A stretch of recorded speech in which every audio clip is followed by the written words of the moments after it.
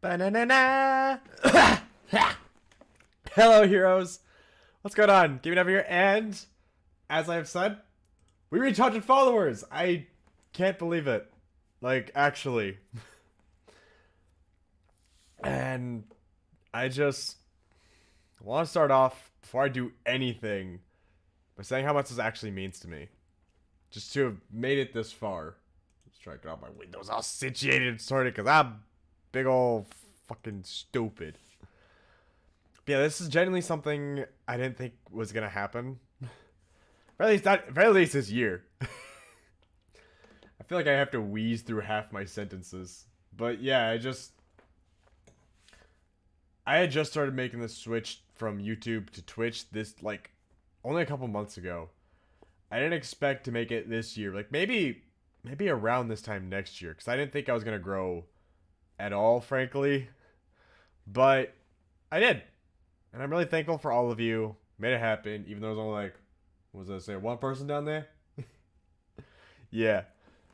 Get it. I'm gushing all my emotions out right now. And there's no one to hear me. Well, you know, gotta put that heart and passion, everything. Even when no one's watching. At the very least, I'd like to think that's why y'all follow me. I don't know, I could be crazy. Anyways. So. With all that being said, enough of that mushy stuff. Time for the shit. Damn. My fucking...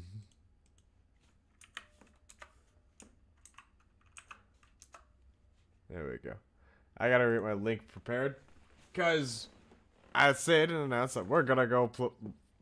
Today I'm gonna be reading off some of like the worst creepypastas I ever seen. That's what we're gonna do.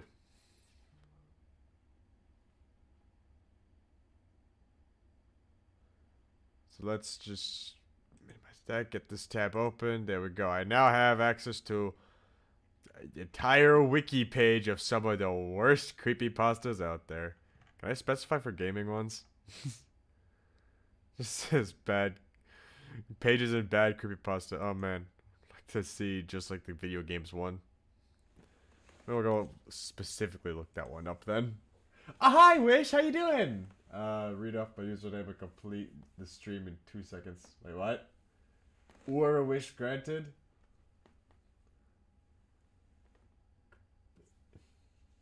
What do you mean complete the stream? There's nothing to complete. The stream is going to be me intentionally reading shitty creepypastas because I couldn't come up with something more brilliant to do for it, to celebrate 100. But, and that's enough trash already. Did Wish just leave?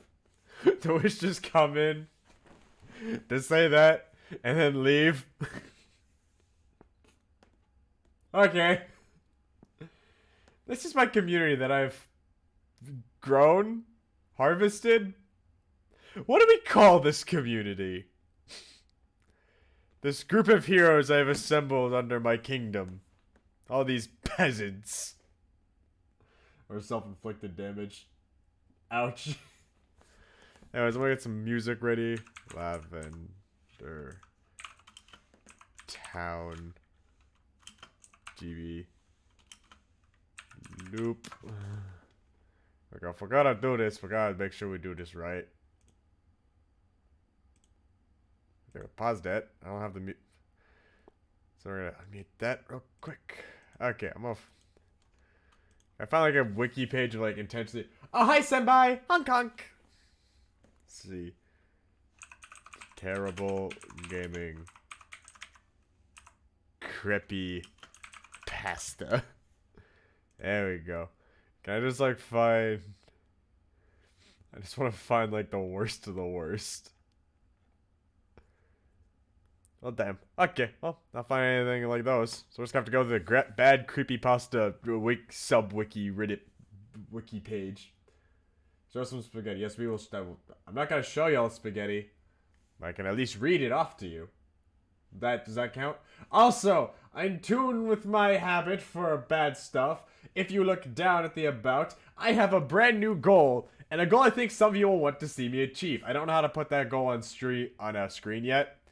But if y'all look down there, my next goal will be for 100 followers. And... oh, it doesn't actually specify what the reward there is. Well, then I'll say it right here. If we get me to 500 followers, I'll play Link versus the Faces of Evil on stream. Oh, we gotta warm up with the original Sonic.exe. You got it. Let's go find it. Gotta go... oh, yeah, right. I gotta skip to page S. There we go. S. Somebody's having a great time laughing at that. Especially because, like, that's a horrible game I despise. Okay, so there we go. Sonic. Let's see. Sonic 0.avi. Sonic 1 Night. Sonic 2. Sonic 2 Beta. Sonic 2 Creepypasta. Man, there's a lot of Sonics. Where's just Sonic.exe? Oh, there's Silver.exe. I don't see... oh, there it is. Oh my goodness, there's a set... there's 3 of them. There's 4 of them. How many Sonic.exe creepypastas are there? Oh, what am I doing? This is gonna be horrible. I'll have such a good time when you get to... you want to see me suffer, you gotta get me there. I was gonna go put that goal up on stream. Hold on. Before we go reading, I'm gonna go open up Streamlabs, see if that's a thing I can do. Let's see. How many would I... what do you mean, how many would I guess? Like, how many Sonic exe creepypastas I was imagining? Or, like what? Should have gone Jeff the Killer, maybe Slenderman. No, that's quality. Or, you know, kind of quality. Follower goal. Okay, there we go. That's source. You know, follower goal sounds right about right. That's source. Oh, we'll make this up. Ah, shit! Starting amount is 100. Goal amount is 500. Oh, nope, 500. Title. 500 followers, and I play CDI Link. There we go. That should end after start goal. I need a day. Okay, we'll set it for next. I don't know. This is just the general goal, so we're just gonna set this for like what, next year, I guess. We'll put it for 12 31 plus 31 plus 20 24, I guess. I don't know. We hit start. There we go. It's gonna go a bit longer than that, but I just need to put that goal. I just needed to put a date on there because this thing is stupid.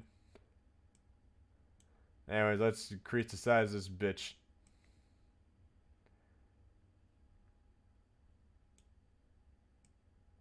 There we go. And I'll move you down there.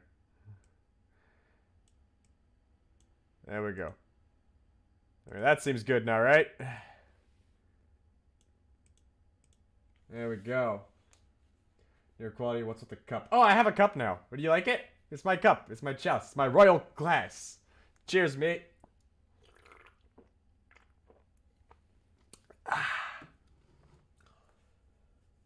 Oh, you want me to do chin-ups? Oh, those are push-ups.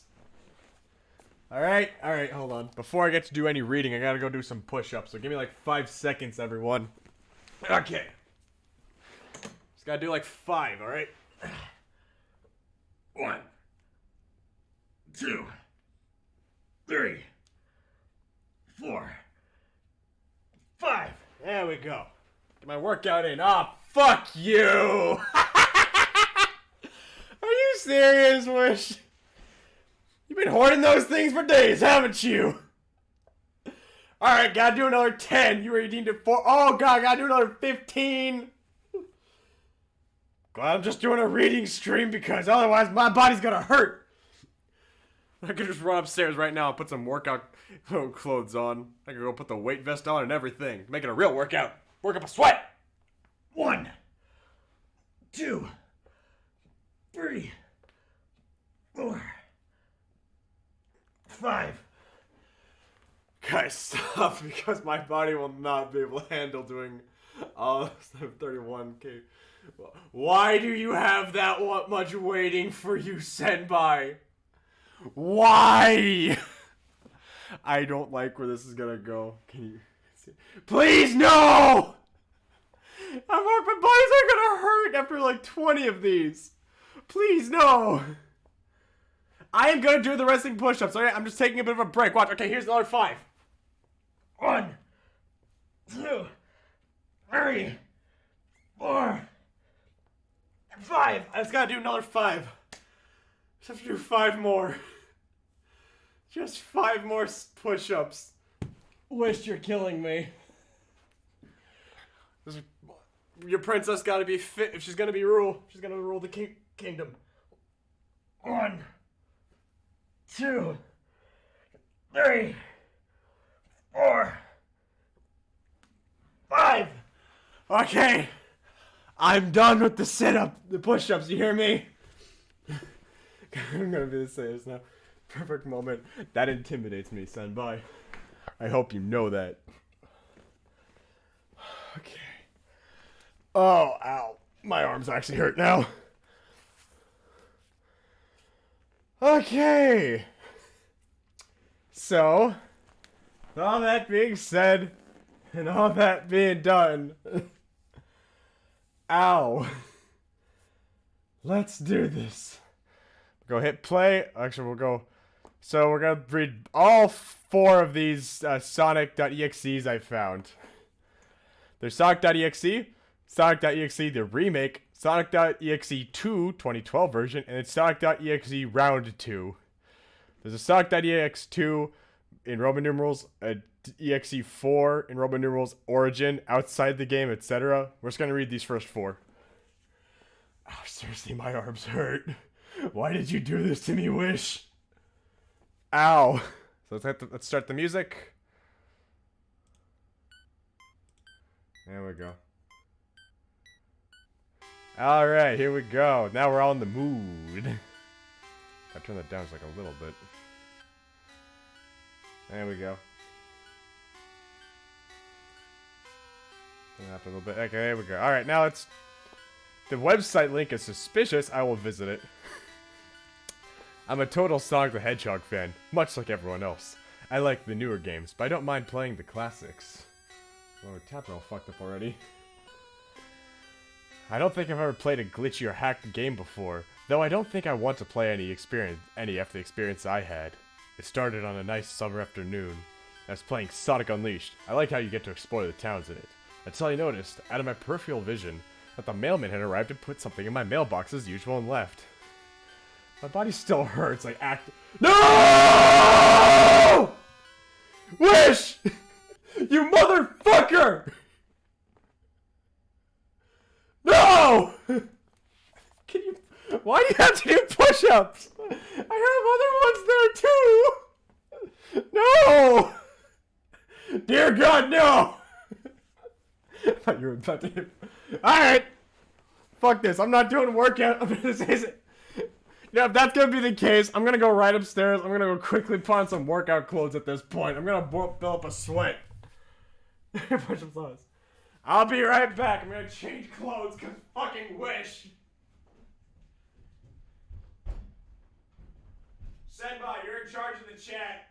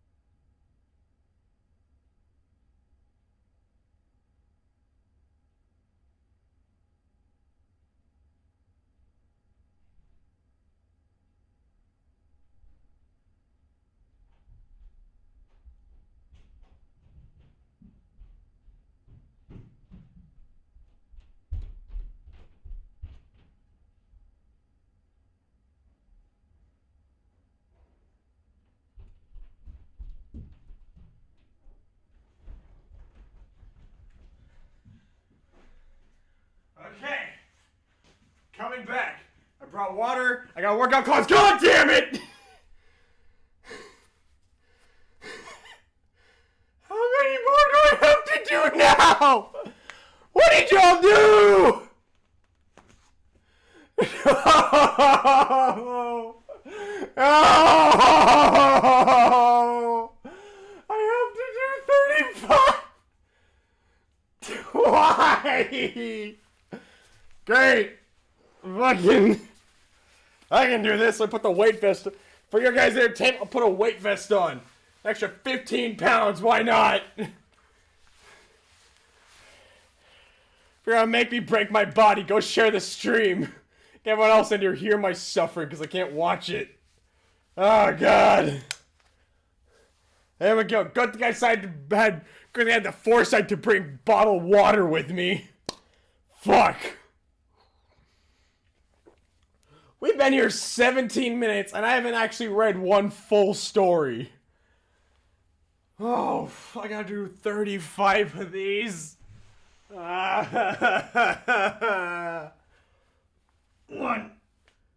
2, 3, 4, 5, 6, 7, 8, 9, 10. Okay, it's 10 of them down. No! Why? Why do you do this to me? Navi, if you still do YouTube VODs, you need to change the title to my viewer. You know what? I will. And I do still do YouTube VODs. I'm just too lazy to remember. God!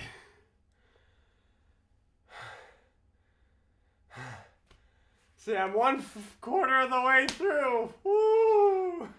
Can y'all change it from sit-up, push-ups to something else? Can I do sit-ups? I'm wearing the weight vest. 1, 2, 3, 4, 5, 6, 7, 8, 9, 10. Halfway done.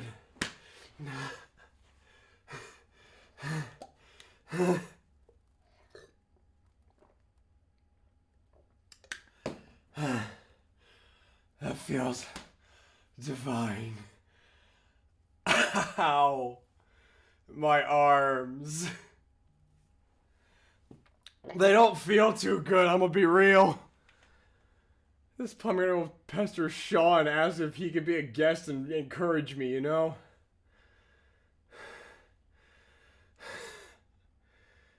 Oh, okay. No!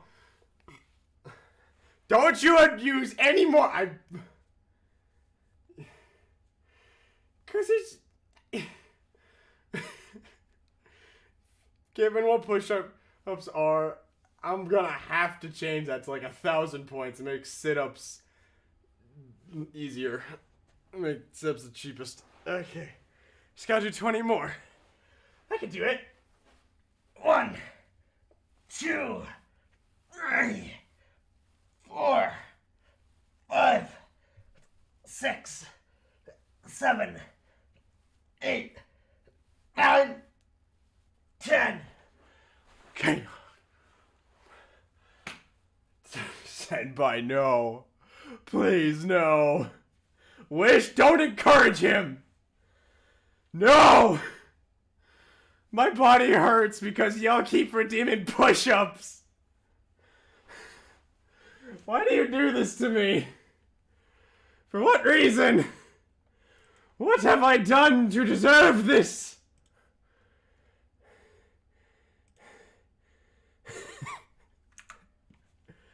Like, for what reason? Have I not suffered enough?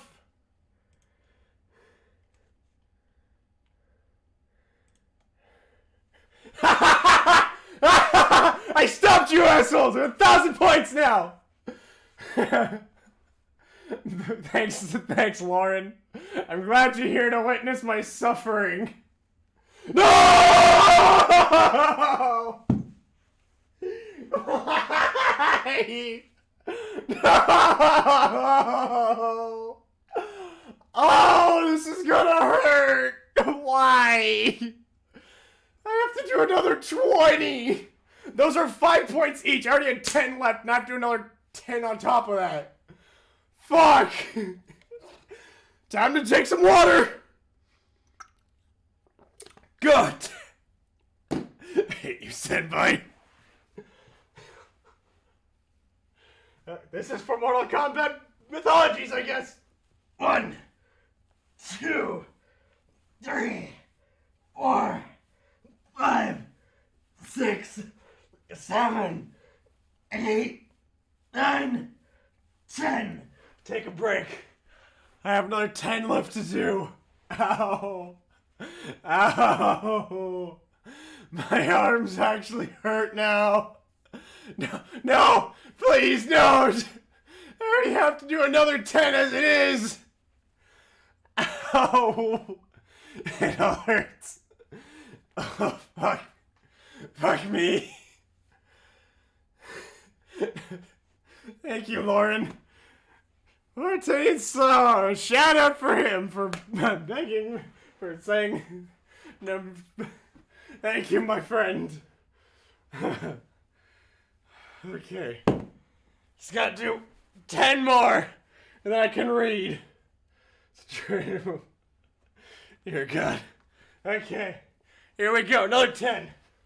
1, 2, 3, 4, 5, 6, 7, 8, 9, 10. Okay. I've done it. I'm caught up on push-ups now. You assholes. Oh God. It hurts. Take some drink.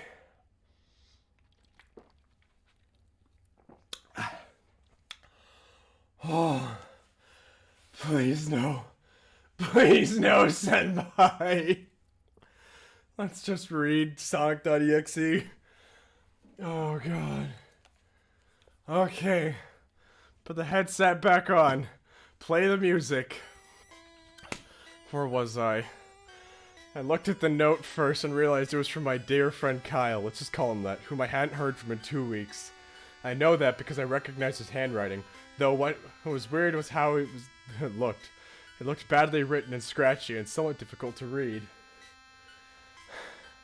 As if Kyle was having a hard time writing it down and did it in a hurry.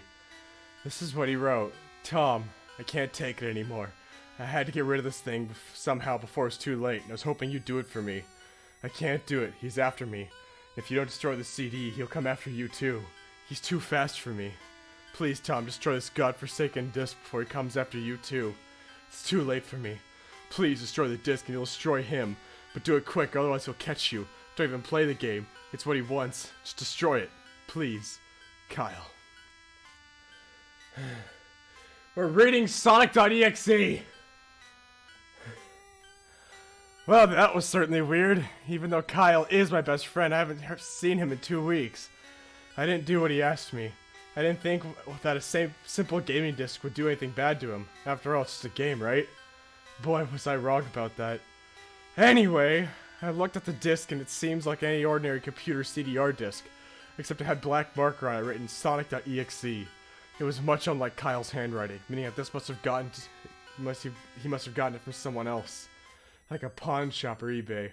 When I saw Sonic on the writing of the CD, I was actually excited and wanted to play it, since I'm a big Sonic fan. I went up to my room and turned on my computer and put in the disc and installed the game. When the title screen popped up, I noticed that it was the first Sonic game. I was like, awesome! Because I like I said earlier, I like the classics. The first thing I noticed was that was out of place, but when I pressed start, there was a split second where I saw the title image turn into something much different. Something I now consider horrifying before cutting to black. I remember what the image looked like in the split second before the game cut black. The sky had darkened, the title emblem was rusted and ruined. The Sega 1991 was now Sega 666, and the water had turned red like blood, except it looked hyper-realistic.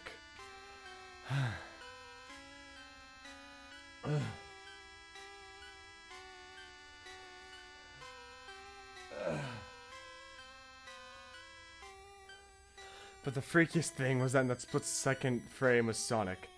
His eyes were pitch black and bleeding, with two glowing red dots staring right at me. And his smile had stretched out wider to the edge of his face. I was rather disturbed by that image when I saw it, though I figured that was some glitch and forgot about it. After it cut to black, it stayed like that for 10 seconds or so. Then another weird thing happened. The save file select from Sonic the Hedgehog 3 popped up, and I was like, what the fuck? What's this doing in the first Sonic game? Anyway, then I noticed something off. The background was a dark, cloudy sky from the Bad Stardust Speedway level from Sonic CD. There were only 3 save files. The music was that creepy Caverns of Winter Mist music from Earthbound, only it was extended and seemed to have been in reverse. And the image for the save file where you see a preview of the level you're on is just red static for all 3 save files. What freaked me out more was the character select. It showed only Tails, Knuckles, and to my surprise, Dr. Robotnik. Now I was sure that something's up. I mean, how can you play as Robotnik in a classic Sonic game, for crying out loud? That's when I realized this wasn't a glitchy game. It was a hacked game. Yeah, it definitely looked hacked. It was really creepy, but as a smart gamer, I wasn't scared. Or at least, I tried not to be. I told myself there's just a hacked game, there's nothing wrong with that. Anyways, shaking off the creeped out feeling, I picked File 1 and chose Tails. When I selected and got started, the game froze for about 5 seconds, and I heard a creepy pixelated laugh that sounded an awful lot like the Kefka guy from Final Fantasy before cutting to black. You alright, Navi? I know you just did 40 fucking push-ups, but you might need a quick break. Please. Because you are the bad guy, Wish! I will do what I am asked to do. At least Senbai's owning up to it. My hands hurt. Let's see, the screen stayed black for about 10 seconds or more. Then it showed the typical level title thing, except the simplistic shapes were different shades of red, and the text simply showed only Hill Act 1. The screen faded in, and the level title vanished, revealing Tails and the Green Hills from Sonic 1. The music was different though. It sounded like a peaceful melody in reverse. Anyway, I started playing and Tails started running like you wouldn't in any other classic Sonic game. But it was odd that Tails was running along the level and there was nothing but flat ground and a few trees for 5 minutes. That was when the peaceful music started to lower down into the deep tones, very slowly as I kept going.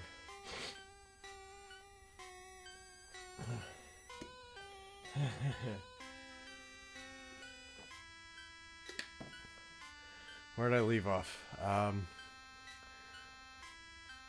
I suddenly saw something. I stopped to see what it was. It was one of the small animals lying on the ground bleeding. That's when the music started to slow down. Tails had a shocking, saddened look on his face that I never saw him have before.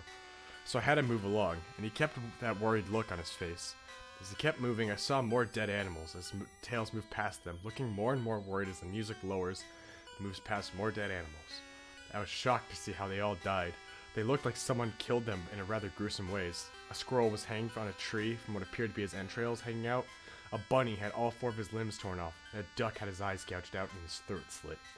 I felt sick to my stomach when I saw this massacre, and apparently, so did Tails.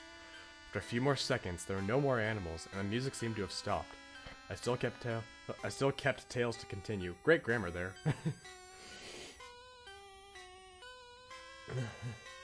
Why, Senbai? After a minute had passed, the music stopped. Tails was running up a hill, and then he stopped. It wasn't only until I saw why. Sonic was there on the other side of the screen, with his back against Tails and his eyes closed. Tails looked happy to see Sonic, but then his smile... Ah, who followed me? Someone just followed. Hi, Mystic Magical Girl! Thank you for the follow.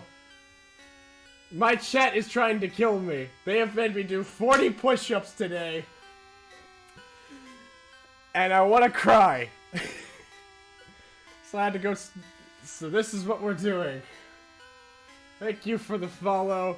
500 followers, and I'll go play this first CDI Zelda game. In the meantime, I can try and see if I can read at least one creepypasta before they bombard 50 push-ups. My mistake. Let's see if I can read an entire creepypasta before they kill me with more workout. Where am I? After a minute passed, yeah, okay. Tails walked slowly towards Sonic, and I noticed that I wasn't even moving my keyboard to make him move, so this had to have been a cutscene. Suddenly I began to have a growing feel of dread as Tails walked closer to Sonic to get his attention. I felt that Tails was in danger, something bad was going to happen. I heard a faint static grow louder as Tails was but inches away from Sonic and stopped and stuck his hand out to touch him. That foreboding feeling in my gut was stronger, and I felt the urge to tell Tails to get away from Sonic as the static grew louder. I was going to become the first transform character in Baki. I've never read Baki, but I now need to.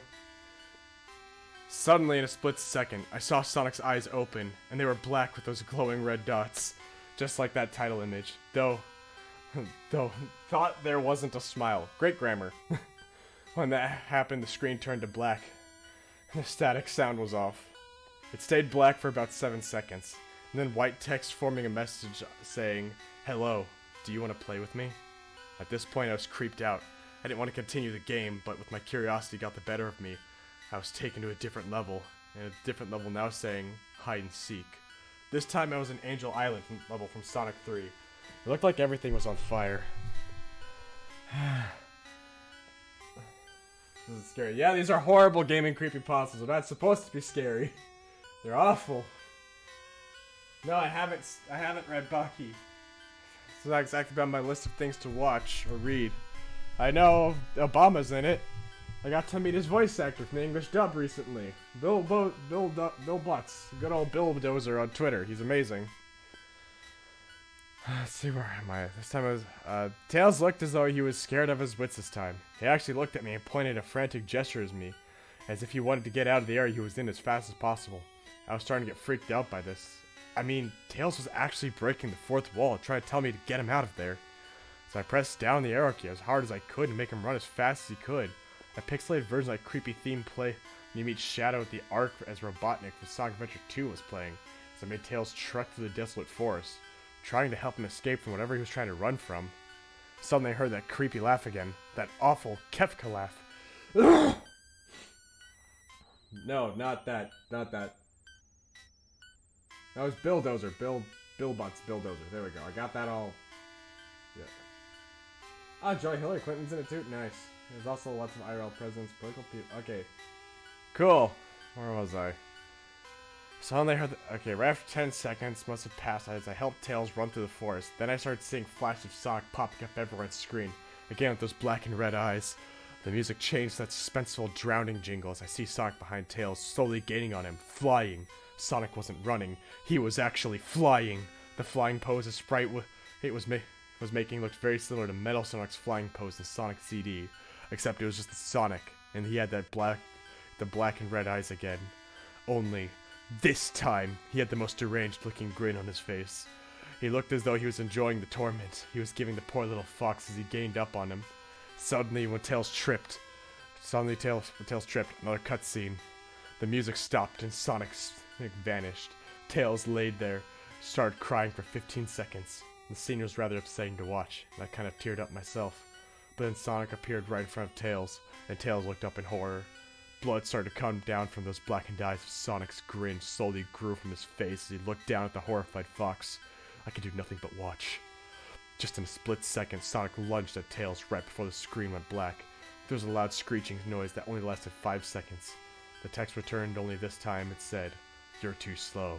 Wanna try again?" And then that god-awful laugh came with it. I was so shocked by what had just happened. Did Sonic murder Tails? No, he couldn't have. He and Tails were supposed to be best friends, right? Why did Sonic do that to him? I shook the shock off as I was brought back to the character select. The save file that had Tails was different. Tails was no longer in the box itself, but the TV screen itself, which was flickering with that red static. Tails' expression scared me. His eyes were black and bleeding. His orange fur had gone black and his expression had anguish on his face. Trying to ignore it, I picked Knuckles next. The laugh came back, and the screen cut to black again, and stayed there for another 10 seconds. This time, the level said, "You can't run." I had to look over the chat to see if y'all got more stuff to torture me with. I'll be in Gen chat, give me a sec. Really shaker. Goody. Drink some more. Drink.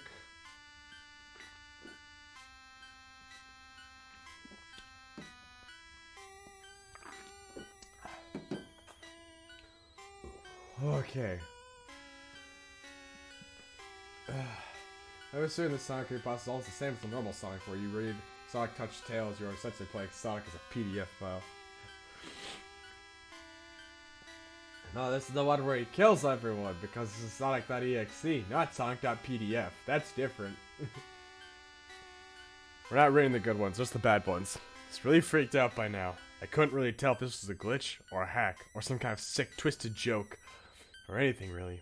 But despite my fear of what happened next, I kept playing. The next level looked much different.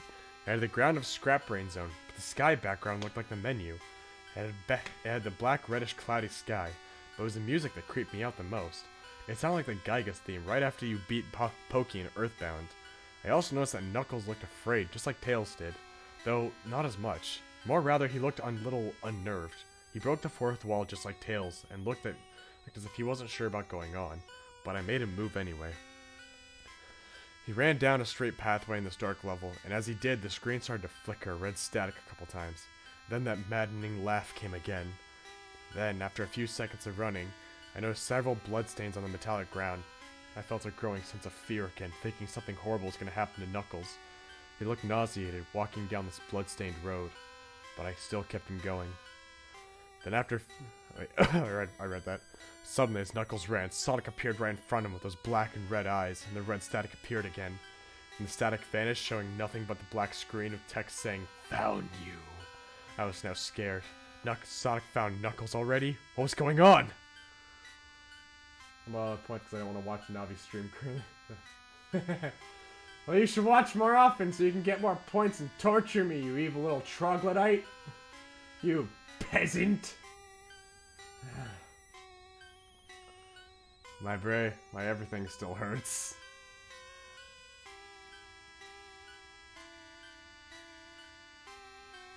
Okay. Every 5-ish minutes, yeah, a chest that gives you 500 points. They do! Fuck. I don't think that's yours.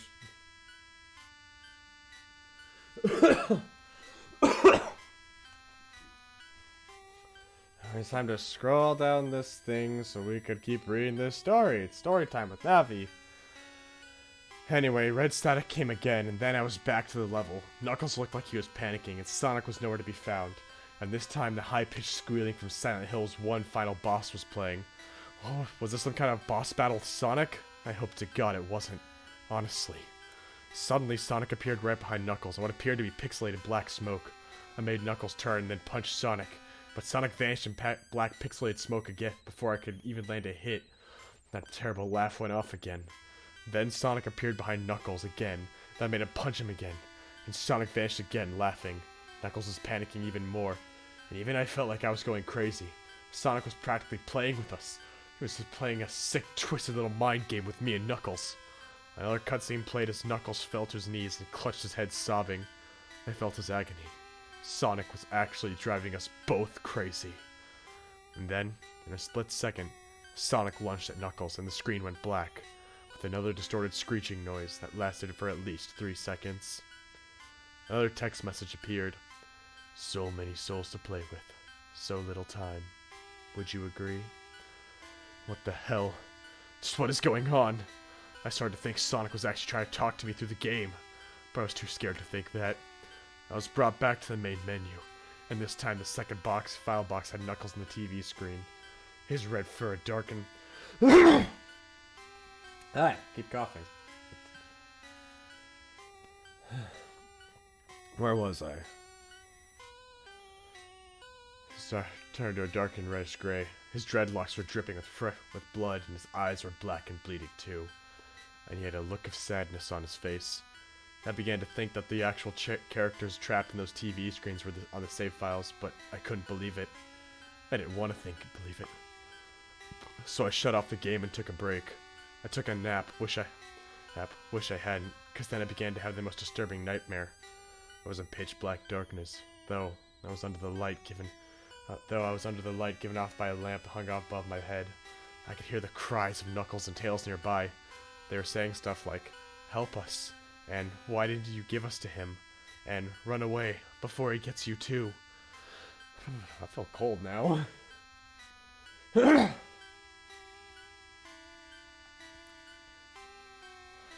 cries died out, and then I heard Sonic laugh his laugh. It sounded a lot like a distorted Kefka laugh. You're a lot of fun to play with, kid. Just like your friend Kyle, though he didn't last long. I was scared looking around for the source of the voice. Won't be long now until you join him, and all my other friends. I saw him walking toward me, flickering in and out in several directions. You can't run, kid. You're in my world now, just like the others. When he grabbed me, I saw his bleeding, black and red-eyed, grinning face. I woke up with a fright. After a couple hours, I decided to continue playing the game. I don't know why, but I had to know. I had to figure out why this was happening, so I turned on the computer, and turned on the game and select Robotnik next. I still thought that was wacky, playing as Robotnik. But anyway, the level title appeared again, and this time it said ... which I found really freaky. This time, I was in some kind of hallway, though it didn't really look like it was from any classic Sonic game. Though it has a pixelated style, the floor was shiny and checkered. The walls were a dark grayish purple with animated candlelights and a few dark bloodstains here and there. And there was a dark red curtain hanging above the top part of the screen. Every 12 seconds or so, that red curtain sways very slowly, but whenever you're playing the game, you can barely see it move. The music was oddly pleasant, a piano playing a rather sad yet peaceful song, but I knew better. This was the song that played in Hill Act 1, only it wasn't in reverse. Robotnik didn't look entirely nervous like Tails and Knuckles did, but he did have a suspicious look on his face, as if he was just a bit paranoid. He did a little animation when I left him standing. He turns his head to the left and then to the right, at least twice, and then shrugs at me, as if he has no idea where he was or what was going on. Even though I was scared out of my mind about what was going to happen, I had Robotnik continue. He did his usual running animation, you know, when you've beaten him at the end of classic Sonic game, you chase him. And as we continued through the hallway, then I stopped at the long flight of stairs leading downward. Now I was nervous. Even Robotnik seemed unsure of himself, though I pressed onward. As I led Robotnik down the stairs, I noticed the walls had gotten darker and more reddish, the red torches now an eerie blue. Then we landed onto another hallway. This one was longer than the last one, or at least, it felt like it. And then we headed down another flight of stairs. This one was much longer. It took at least 1 full minute. Then I heard that horrid Kefka laugh again, and the music slowly faded until it was quiet. As it did, the walls turned more dark and red, and the torches were a black flame now. I'm gonna go work on my creepypasta. Gen chat that's family friendly. The fuck? Joy. Just keep scrolling down. Robotnik landed on the third hallway. I noticed he now looked really creeped out. Though he tried to hide it, I couldn't blame him. I was scared too. Suddenly, Sonic popped right in front of Robotnik, the same way he did Knuckles and the red static. The red static lasted for about 15 seconds, and it showed a most unpleasant image. The image showed a hyper-realistic of Sonic standing in the darkness, where you can only see his face while his head and torso faded into black. When I say hyper-realistic, I mean he looked so real you could actually see the lines in his blue fur, as if you could actually feel the fur if you touched the screen. His face, oh god, he had the most horrifying smile I had ever seen.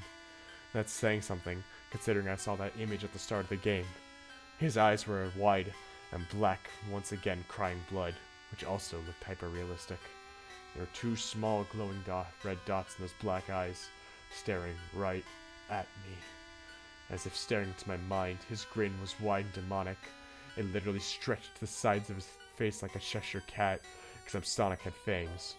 Very sharp fangs, much like the werehog's teeth, except more vicious looking, somewhat yellowish, and from the look of it, he had stains of blood and small bits of flesh on his lips, and fangs as if he ate some animal. I stared at that gruesome image for a good 30 seconds, never taking my eyes off it. I felt as if he was actually looking at me, smiling at me. That face. It took 10 seconds for it to etch itself into my brain for good. The screen flickered with the red static again 3 times, and on the 3rd time I heard the Kefka laugh, except this time it sounded even more distorted. Demonic even. It went back to the image again, except this time there was Text again, though messed up, but was pretty much one of the most horrifying things I'd looked at since I had this game.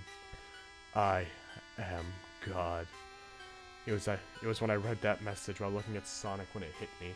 I realized right there and then, this Sonic was a monster. A pure evil, sadistic, all-powerful, nightmarish, demented monster. Hey, kind of like all of you, with the way you've been torturing me with push-ups.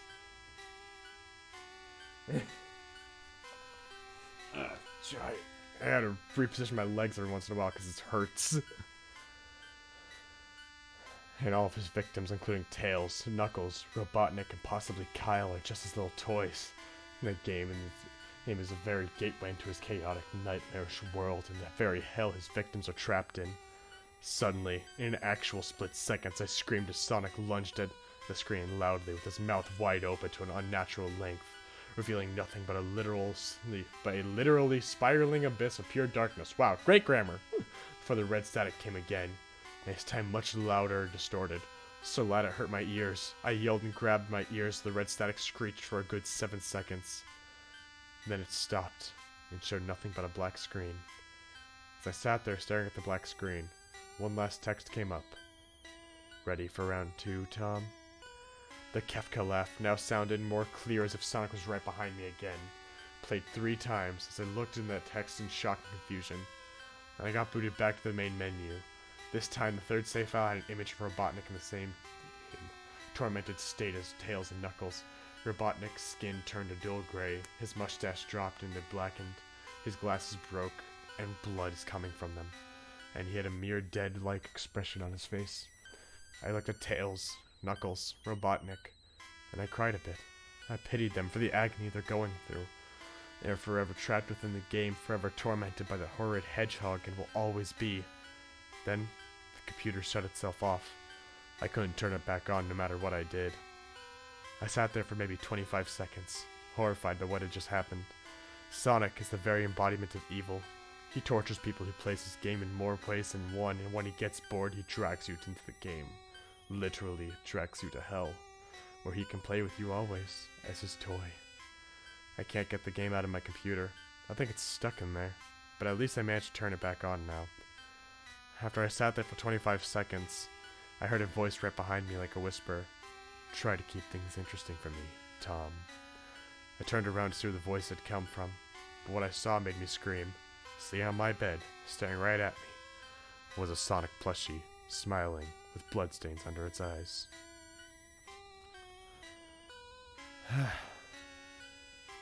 I hate that story. That was a garbage story.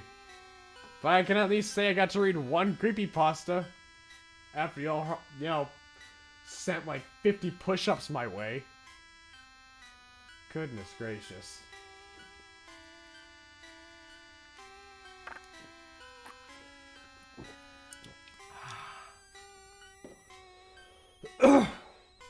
Alright.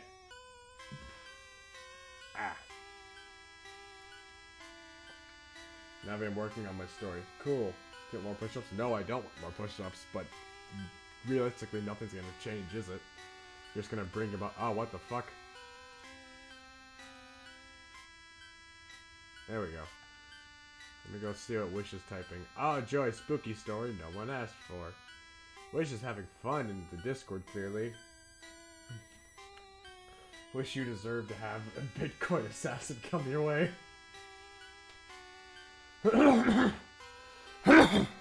Ah. Cough my lungs up. Let's go find another story. Hold on. Here.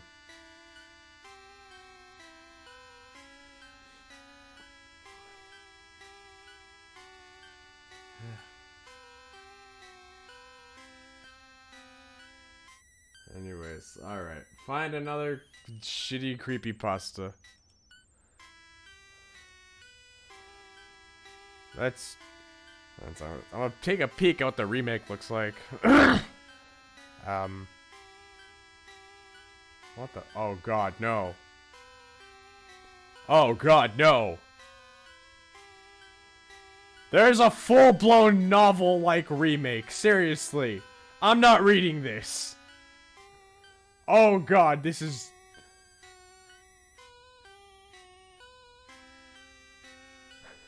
Why is this so long?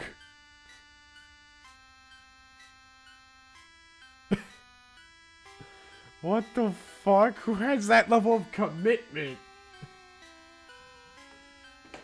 The Sonic.exe remake story I found. That's what I found.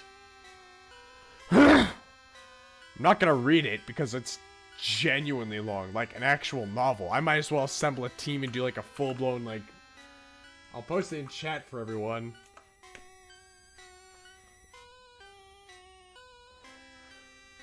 This is the kind of project where I'll get some friends together and we'll do like a dramatic, like, group reading. With everyone picking characters and such. If you go pop that tab open, just for like a second, you'll all see what I'm talking about. Let's go find out. Since we're listening to the Pokemon music, we'll go find one of those. Let's go click on the tab for P. Joy. Oh, Godzilla NES Crew. Oh yeah, sure, we'll find that. I know that one's actually a classic. I say classic, it's still horrible, but let's see. What do I have to type and look up? Let's see. Game Grumps Berry.avi. Ah, yes. Ah, Gangnam Gore. That was perfect. Wait, I think I'm gonna pest it. Godzilla vs. Atomic Monster. Where is it? Is that it? Godzilla vs. Atomic Monster? Says think that's you haven't read the SCP fan. I actually have. I cosplayed Dr. Bright a couple years ago. Well, let's go type that up. Godzilla NES creepypasta. There we go. NES Godzilla creepypasta. Okay. What the fu-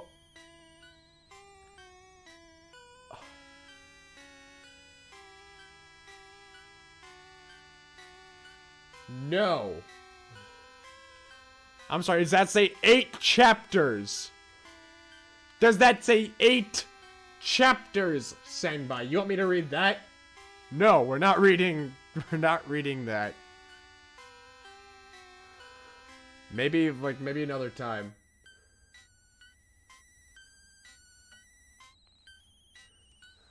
Find another one. We'll go back to find Pokemon. Bad, creepy Pokemons. There's one called Happy Mudkip. We'll just go straight to the P. We'll want to find the cursed games.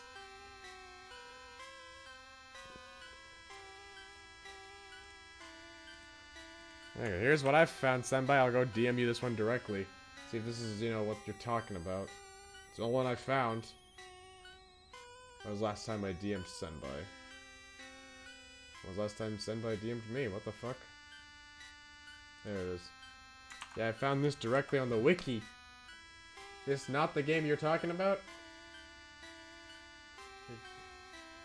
Wish, please stay put. Okay. Well, this time I'm gonna take a minute to find our next Pokemon creepypasta. Let's see, what's a good one. What's a good Pokemon creepypasta? Let's see. Pokemon Blood Edition. That sounds fantastic. Actually, no, here's one called Pokemon Blue Evaporated. That sounds like a great time. Oh god. That's not what I clicked on. I clicked on Evaporated. That's Blue Falcon. That's different. Goody.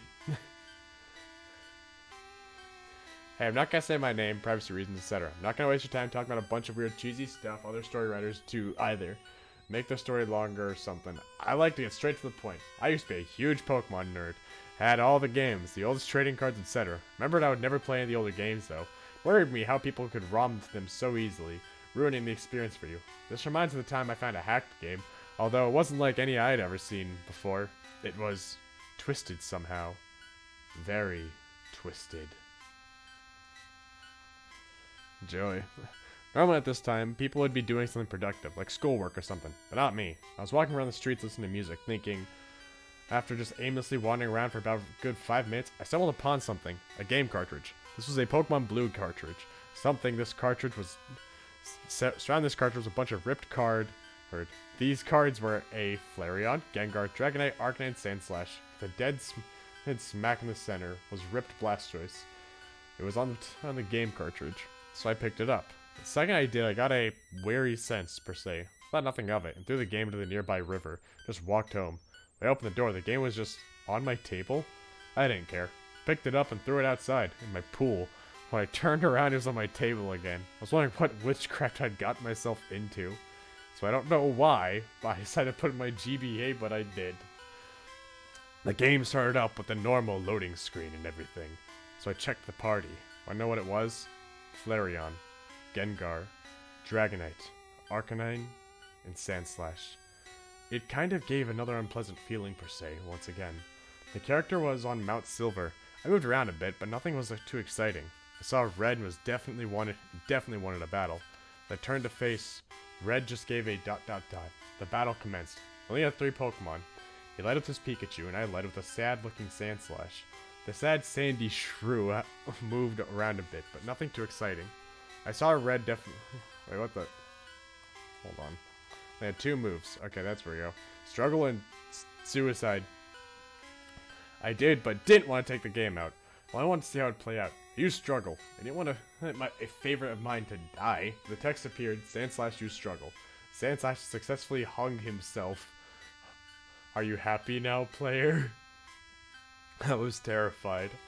Goddamn Sandslash had hung himself. Hung himself. For every Pokemon, it was more brutal than the rest. Arcanine used Suicide. Arcanine ate his paw. Arcanine died. Are you happy, player? It was just so brutal. Gengar passed away. Dragonite slashed his throat. Flareon froze to death. It was so goddamn... Gotta take a drink. My throat's getting dry. Ah. Oh boy, I think Senbai finally got to me.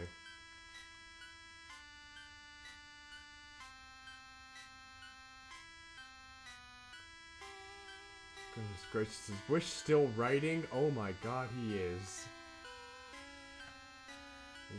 Respect the commitment, Wish. Goodness gracious.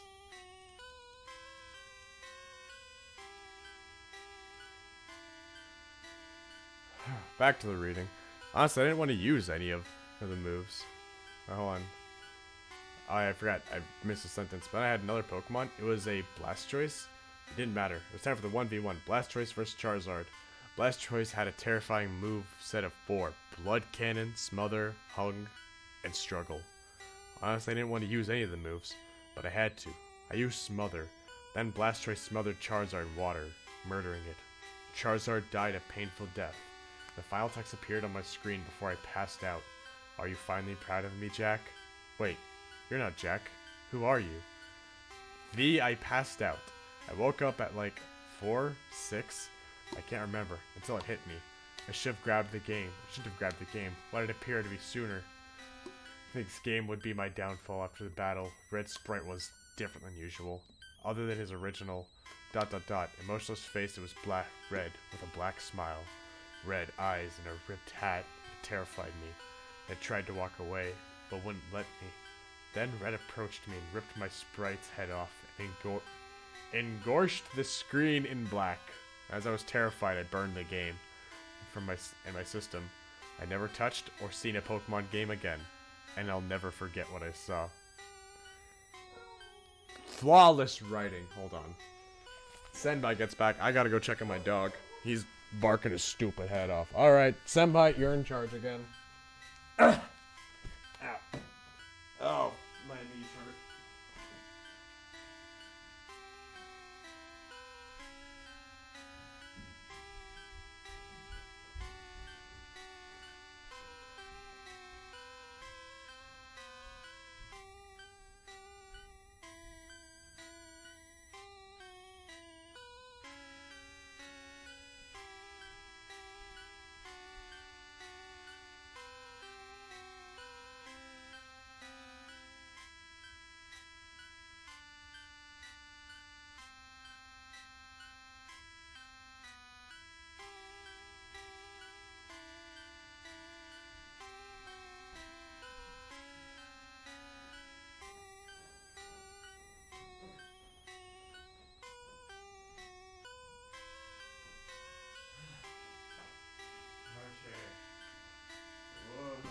chat doesn't look like anyone's been popping off any new stuff for me.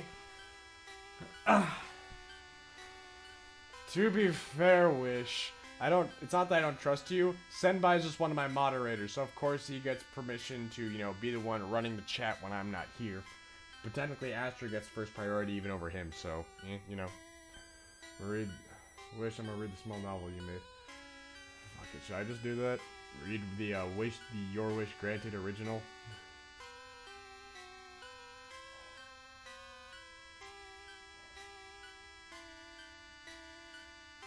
I'm just gonna take a few more seconds to catch my breath.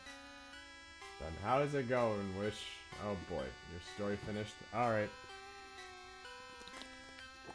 Guess we'll read it. Wonder if it's gonna make me want, more fucking push-ups. Alright, let's see, where is it? Where's Discord? There we go.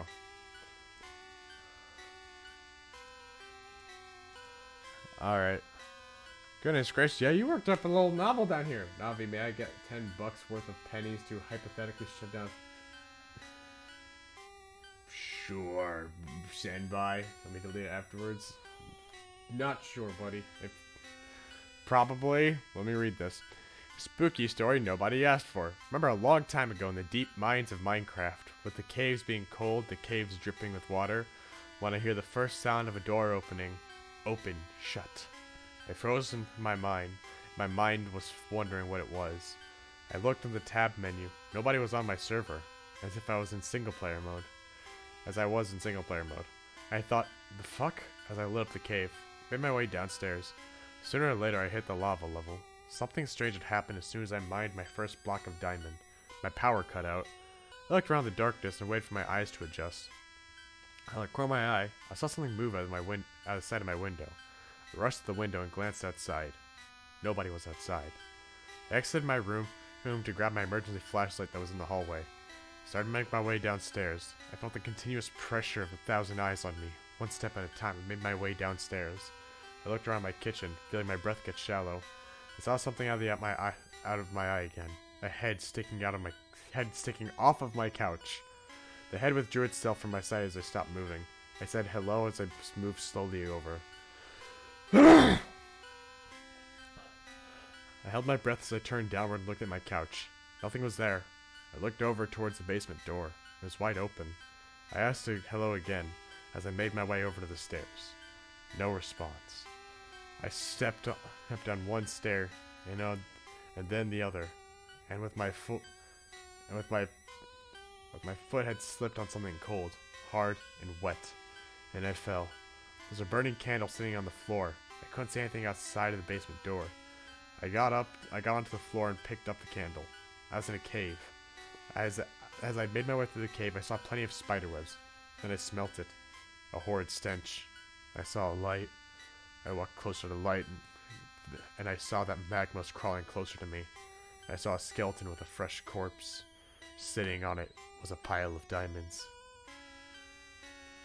Good job, Wish. We're all so proud of you. I'd still say maybe delete it, but it's maybe find I don't know.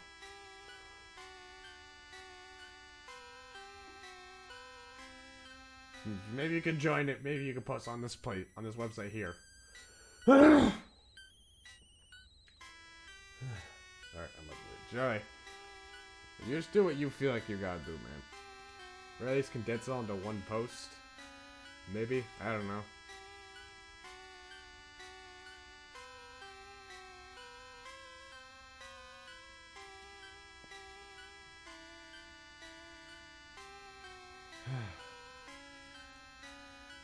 Okay.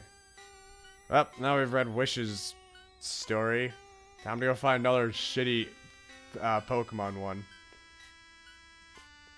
Because this is where all the true stuff is. We already got so many good ones here to read from. We got Pokemon Death Diamond. A Pokemon Halo version. We gotta read that one. We gotta see what happens when Master Chief enters Pokemon. Okay, this one actually seems pretty lengthy, so this one should be fun. Should have made 2 walls of text, not Spitfire. Small things in Discord. Now you're gonna be goody. Anyways, we'll take another sip because my throat hurts from screaming at all of y'all for throwing push-ups my way. Ah. Oh, that feels good. That right there is good stuff. Alright. Change my sitting position. Let's fucking go. I love Pokemon Crystal. Despite it being old, I had a strong obsession with it. I don't really understand if it was because I loved Suicune so much, or if it was because Johto was my favorite generation. In any case, it was by far my favorite Pokemon game. Though, sadly, I didn't have a copy of my own. I wanted one very much, but I hated shopping online. It just wasn't worth it. The day I got mine, however, was a weird day that would change my life for better and for worse.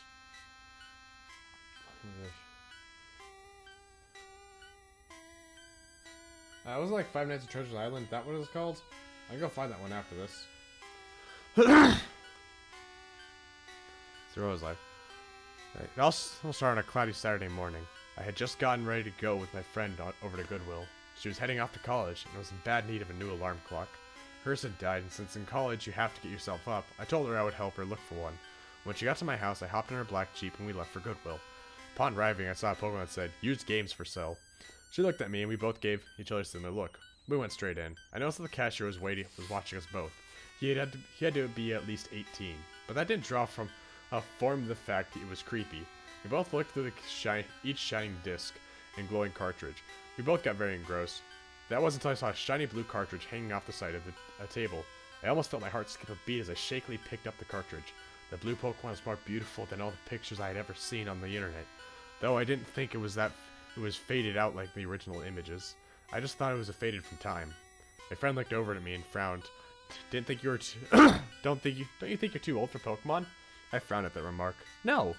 Realizing that she was not going to win this argument, she shrugged and gave up. Soon after finding her an alarm clock that worked, we made our way over the creepy, stalkerish cashier.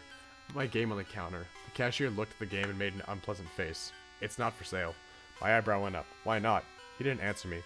"This is a public place, so why not?" I repeated my question, but he just stood there examining the game. Then a smirk spread over his face, almost like he had an epiphany. He put the game in my hands and said the cost is free. Once again, my eyebrow shot up. I didn't understand what was going on or why, but I just got a free game. Lucky day. Or so I thought at the time. After leaving Goodwill, I rode home with my friend. Upon coming home, I ran to my room and found my Game Boy. At first, I thought something was wrong because the game would not go into the system.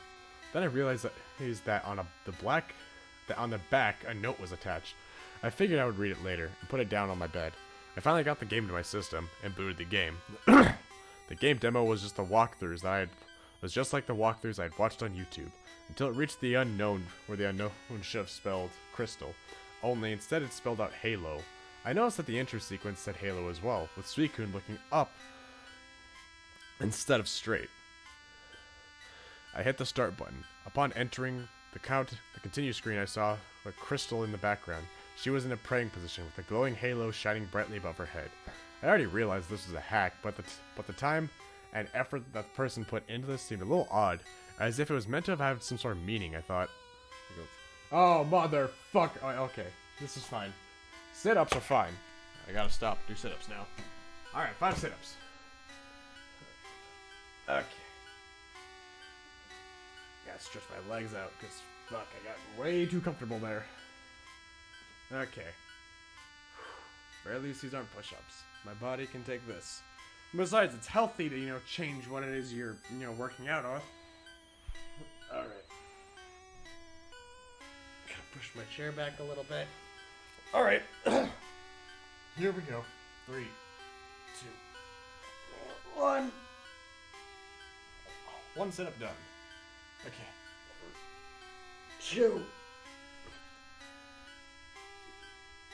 3, 4,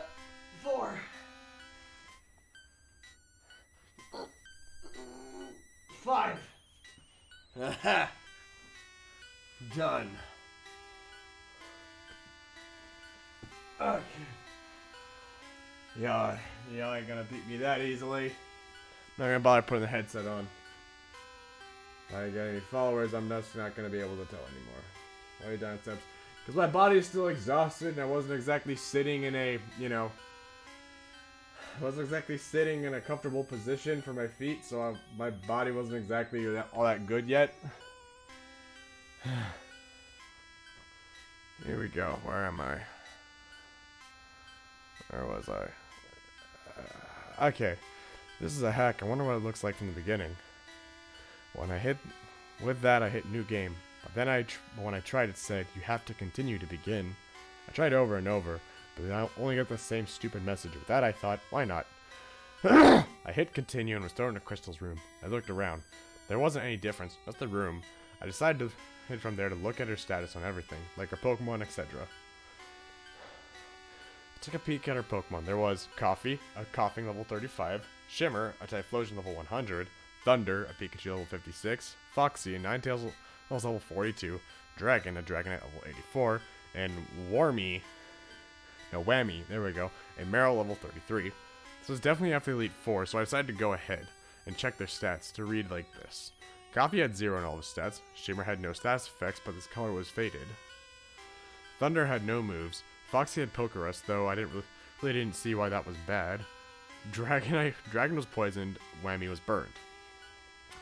After looking through this defective party, I went to her trainer card. The sprite representing Crystal was sad, depressed eyes. Her smile was faint like a tired smirk. Looking down at her badges, she had them all, Kanto and Johto. This was weird, but none of that prepared me for what would happen next. Took a look at her Hall of Fame Tapu.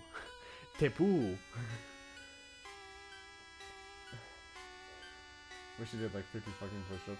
I already did 50 oh. Yeah, wonderful.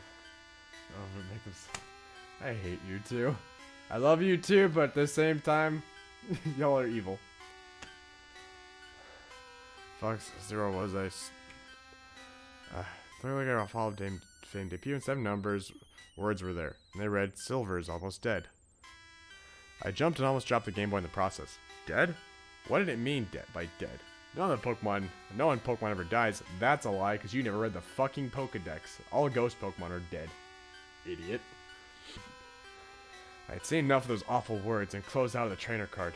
I didn't bother looking at my Pokegear because of all the fun and Lost Silver stuff I had played and watched. I decided there was nothing left to do, but either turn off the game or continue. I picked choice 2 due to the fact my curiosity wouldn't let me turn off the game. I took a step forward and the screen cut to black with a text box appearing in the middle. It read, "I hat Silver." It doesn't even say I hate Silver, it says I hat Silver.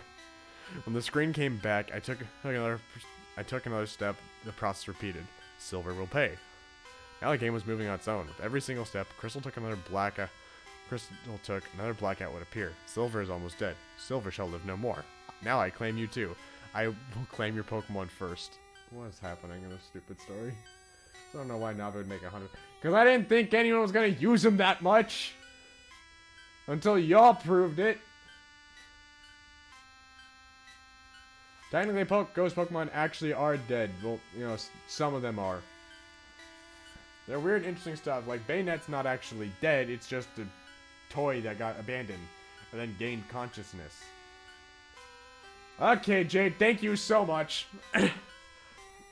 Nice to know everyone is jumping in just like continue to make me suffer. You didn't do 50 push-ups earlier. Okay. 3, 2, 1. 2. 3. Thanks, Jade. Ow. Hit the table on that one. Okay, one more. 5. Okay. Now continue reading. Whoa. Don't you dare. Senpai.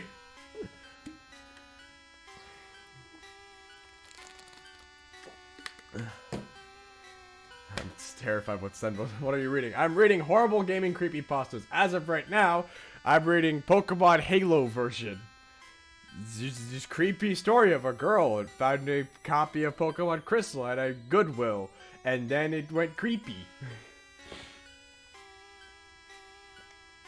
I don't know why this was what my first thought of was. I don't know why this was my first thought when it came to finding a thing to do for my 100 follower anniversary, but god damn it, that's what I decided to stick with it.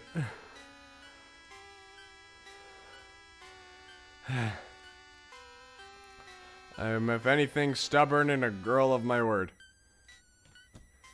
Want to read an old cereal cup? You know what? Sure, go ahead, send it to me. I'll read it. Well, at least let me finish reading this story first, okay? You can DM it to me on Discord, because I know you have that information. Also, as you can see on the top bottom right corner, I have a new follower goal. 500 followers, and I'll play the first CDI Zelda game, Link vs. the Faces of Evil. So if y'all want to watch me play that, share the channel so we can make me suffer in pain and horrific... awful. You crouch, I can do the duck walk. Cool. Why is life? Why do I make myself do these things? I do these things because I am a masochist.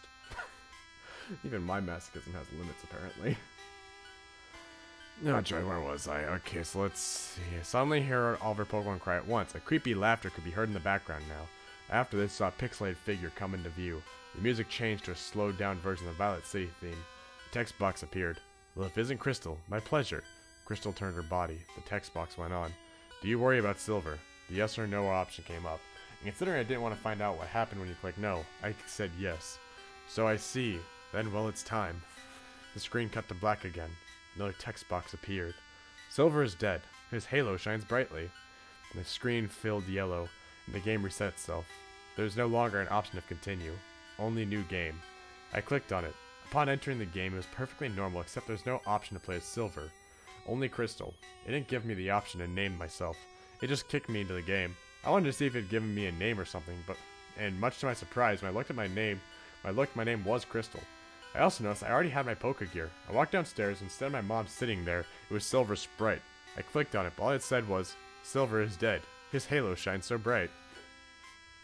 This Twilight princess that fights with an axe has feelings and emotions, so yeah, that's more... Why do you do this to me, Senpai? I love you guys. You are all the best, and I wouldn't be here at 100 followers if it weren't without you. So despite the fact that I have been not happy with how you're treating me, I love each and every one of you. All these push-ups, those 50 push-ups and 10 sit-ups I've done, that is all pure love from you guys, and I love all of you. Where am I? Screen filled yellow and the game reset itself. Oh, no, I already read that part.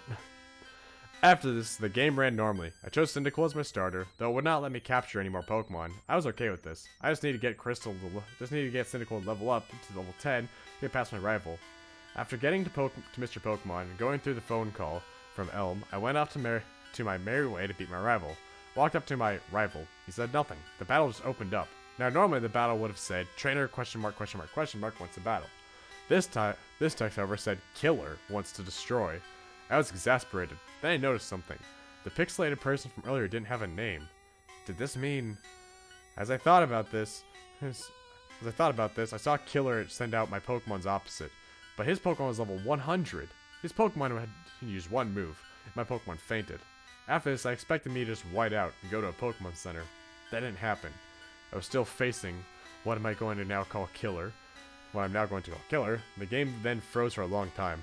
When I finally picked up again, a text box appeared. It was Killer talking. That's it. No more of this. What did he mean?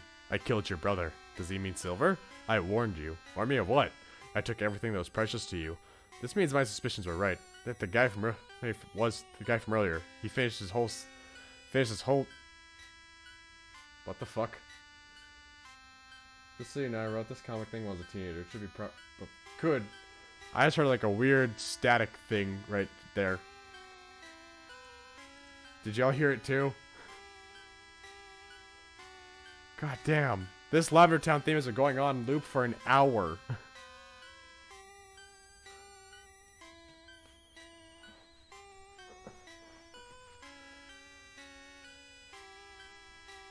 Okay, where was I? Die Crystal. From that text box, a cutscene appeared. It was of Killer Dragon Crystal all the way to Mahogany Town, and eventually to the Lake of Rage. There was another text box appeared. Come to me.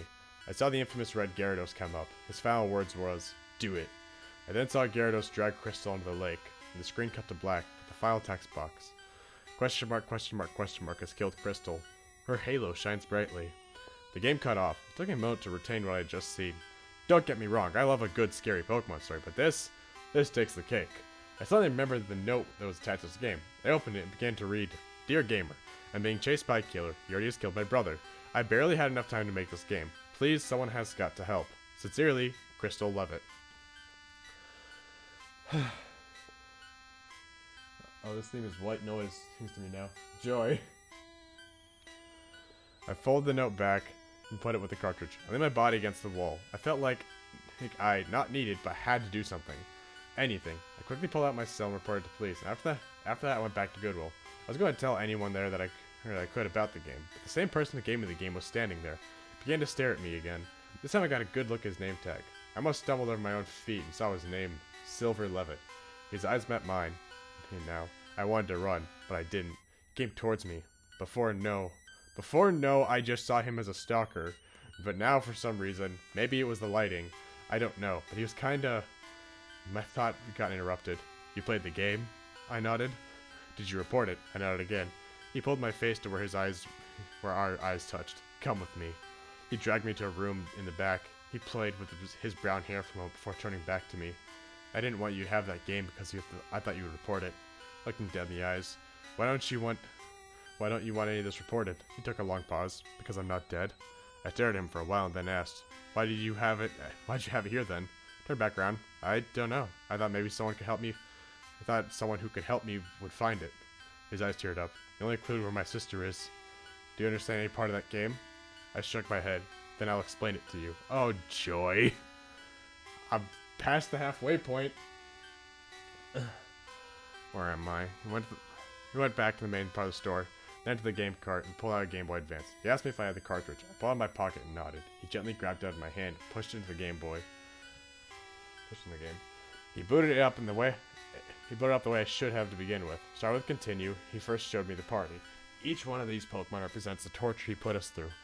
He showed me all the stats and explained all the really gruesome, disgusting things that all the stats represented. The next thing Silver did was show me the trainer card.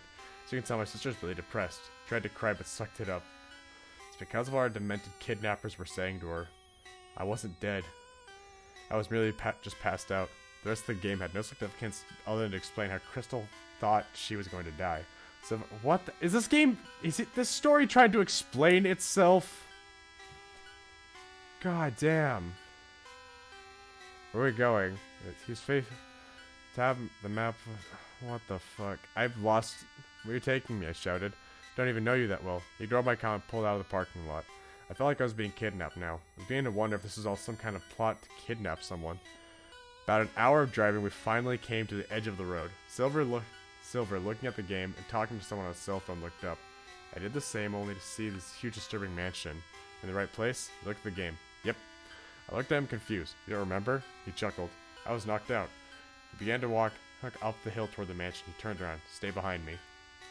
Good. Okay, there we go. We're almost done now. I think this is for our copy pauses more terrifying than this. Yeah, no shit. These are all horrible. Where are you going? So, Silver. Hold on. Where stay behind. I had no choice at this point, but to trust the creepy 18-year-old stalker. We went in. To my horror, there were dead children bodies everywhere. Pools of blood had stained the floors. Some of the bodies tangled off chandeliers. It was just a mangled mess. I ended up losing my lunch. Silver turned toward me again. He asked if I was okay, but all I did was slowly nod. Now all I wanted to do was leave. Silver and I began going through each and every room looking for any sign of his sister, but all we found were bloody carcasses of children and some animals. Finally we walked up to the last door. There sat the saddest yet most gruesome scene. It was a little girl tied to a chair with the words, "Silver shall pay." Got deep into her bloody shirt, her hair was shaved off. Her eyes had lost all color. She could barely breathe. Silver ran over toward her and used a box cutter to cut the ropes off. The whole time I just stood in shock. I couldn't believe someone could be so cruel. Silver picked... What is happening?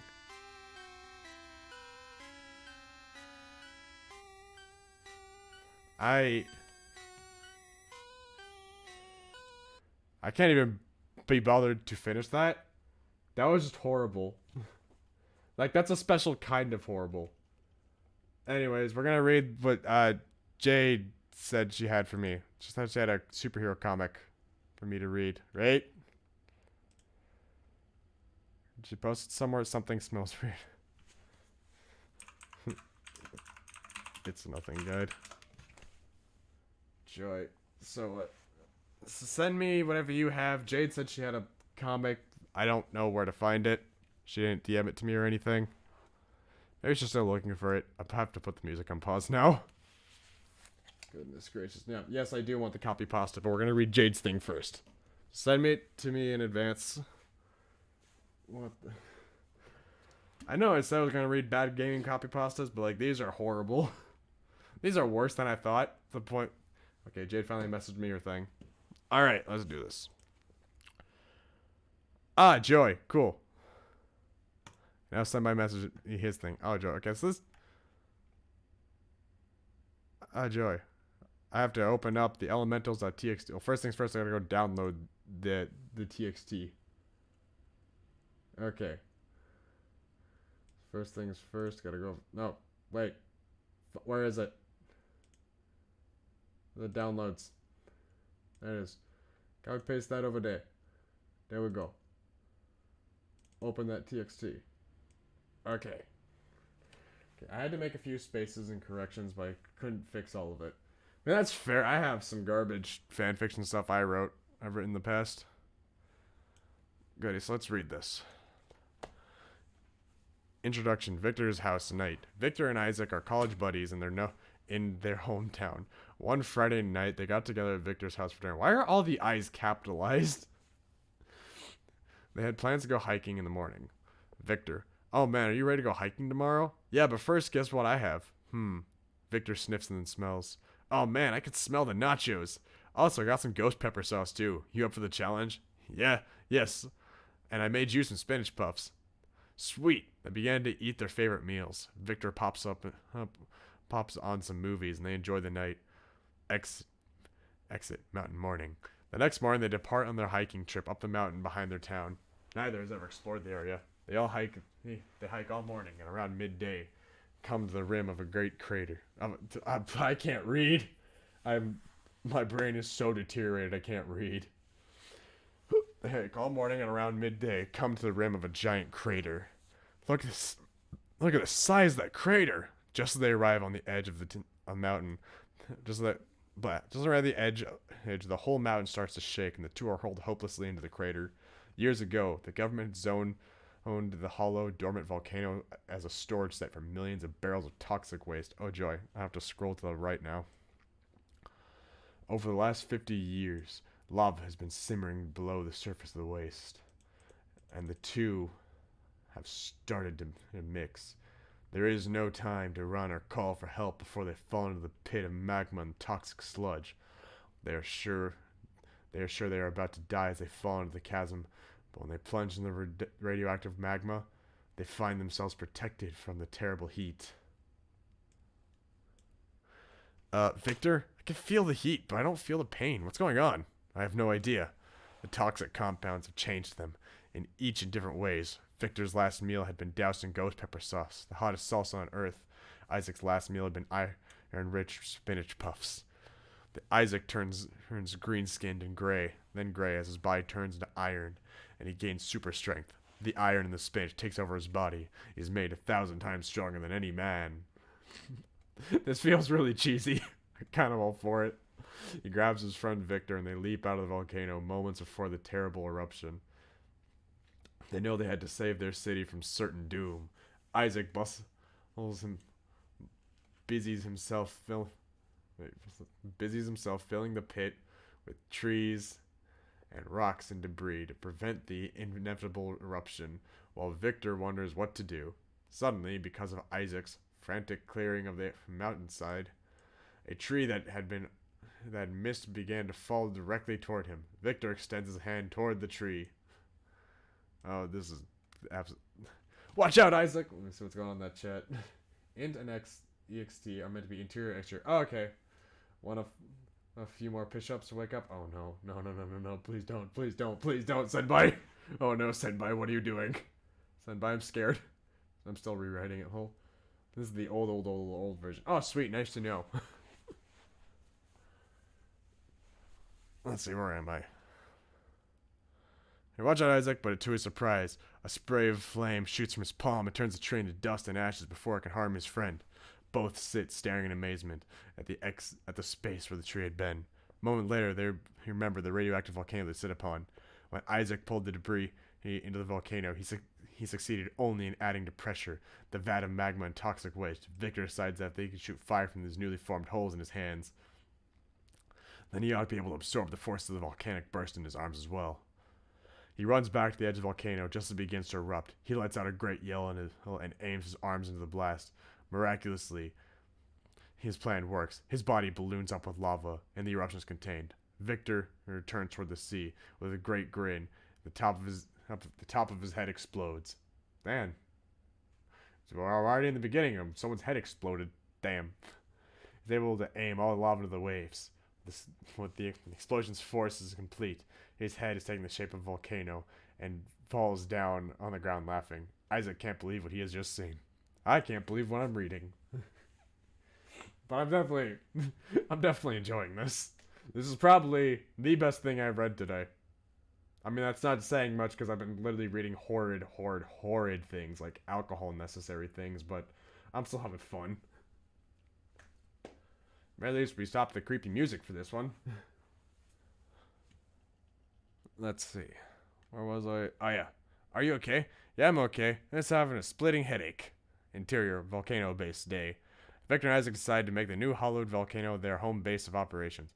Clean out the last of the barrels of toxic waste and other volcanic debris. Soon they have it all cleaned out and start talking about design options.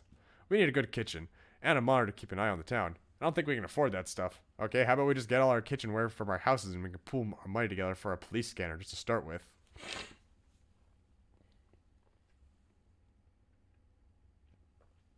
Yeah, a bit of alcohol would help. Too bad I don't have any. Victor transition to where their base is. Finished and they have a new police scanner. Victor hears a robbery involving a wealthy hostage on his police scanner. Dude, there's a robbery going on. We should do something. Yeah, let's do it. With our new powers, we could be of assistance. They decided to help the police. Since Victor can shoot magma, fire, and volcanic rocks from his head, because of Isaac's super strength, they feel they can help. They run down the mountainside, making a mental note to install a ground-level door. Remind me when we get back to install a ground-level door to the base. Noted. Exterior, abandoned building day. They head for the abandoned apartment building where the hostage is being held. The police are out in front trying to reason with the criminals. Victor and Isaac are seeing open window in the back of the building, since they can't reach it. There we go. Isaac throws Victor up through the window. Isaac waits on the ground to see if he needs help somehow. Victor, after watching superhero movies, makes himself believe that he is brave. Although he is very scared. He rushes through the hallway, looking in the abandoned rooms until he comes across a slightly open door where the hostage is being held. He sees the hostage with a gun to his head. He gets an idea from the Fantastic Four. He flicks a small bit of fire at the shoes of the hostage taker. The fire ignites and burns his shoes. In his confusion, he stops pointing the gun at the hostage, and at that moment, Victor fires a volcanic rock, knocking the gun from the man's hand. Victor yells and charges in, grabbing the hostage and looking around for others. The hostage taker dives. Oh joy, I got sent into another line. Dives for his gun, burning the shoe and all. But Victor releases one drop of magma onto the gun, melting it into a worthless hunk of metal. With the confused hostage and the hostage taker in hand, he leaps out in the 8th floor window. There we go. I got to read that finally. By the way, nothing against you, Jay. Just this stream. Yeah, this stream has definitely just been. This stream has been taxing for all of us. Hey, Senpai, what should be worse, this or Sonic Forces? Huh? I know how cringe the original was. That was why I sent it. Oh, thank you. 10 0 out of 10, not cringy enough. Just kidding. There's enough cringe here.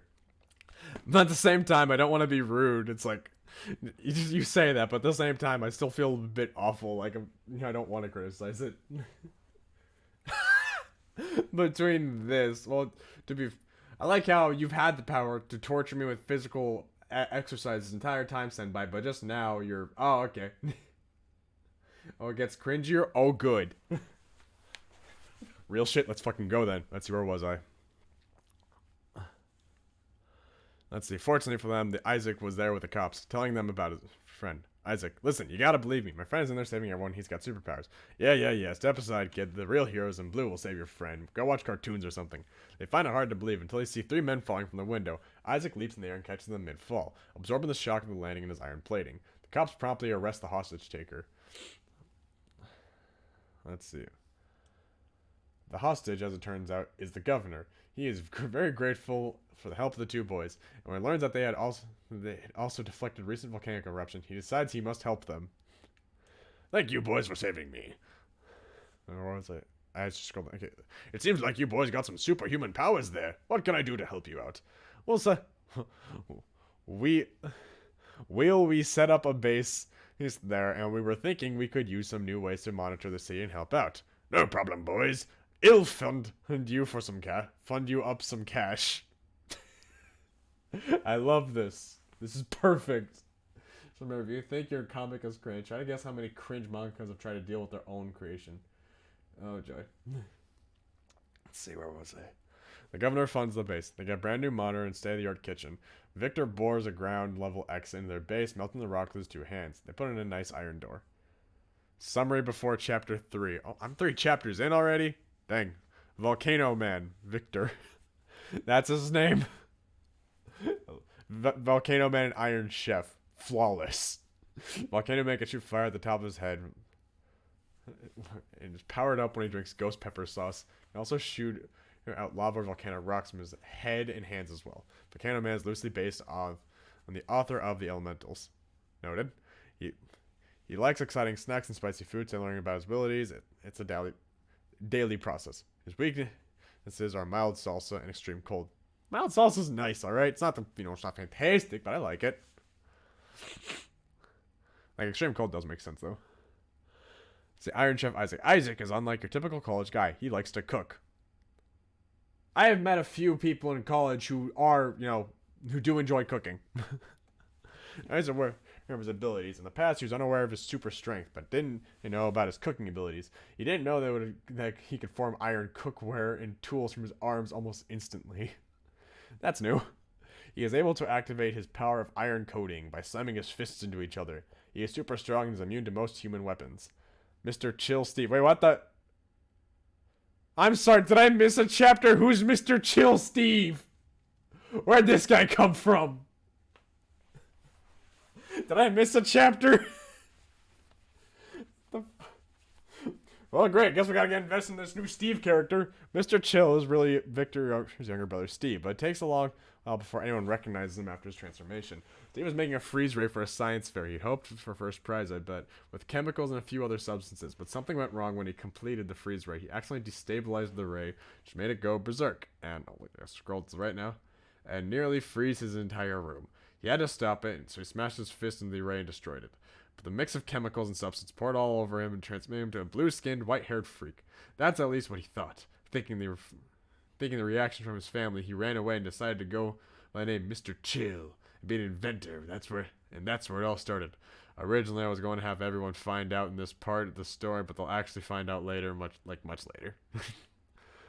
Thanks for telling us. Mr. Chill controls freeze bots, which can spit 3 kinds of trouble in certain order. First, they breathe frigid air. They spit blizzard blasts. They spew Mentos waves. Good.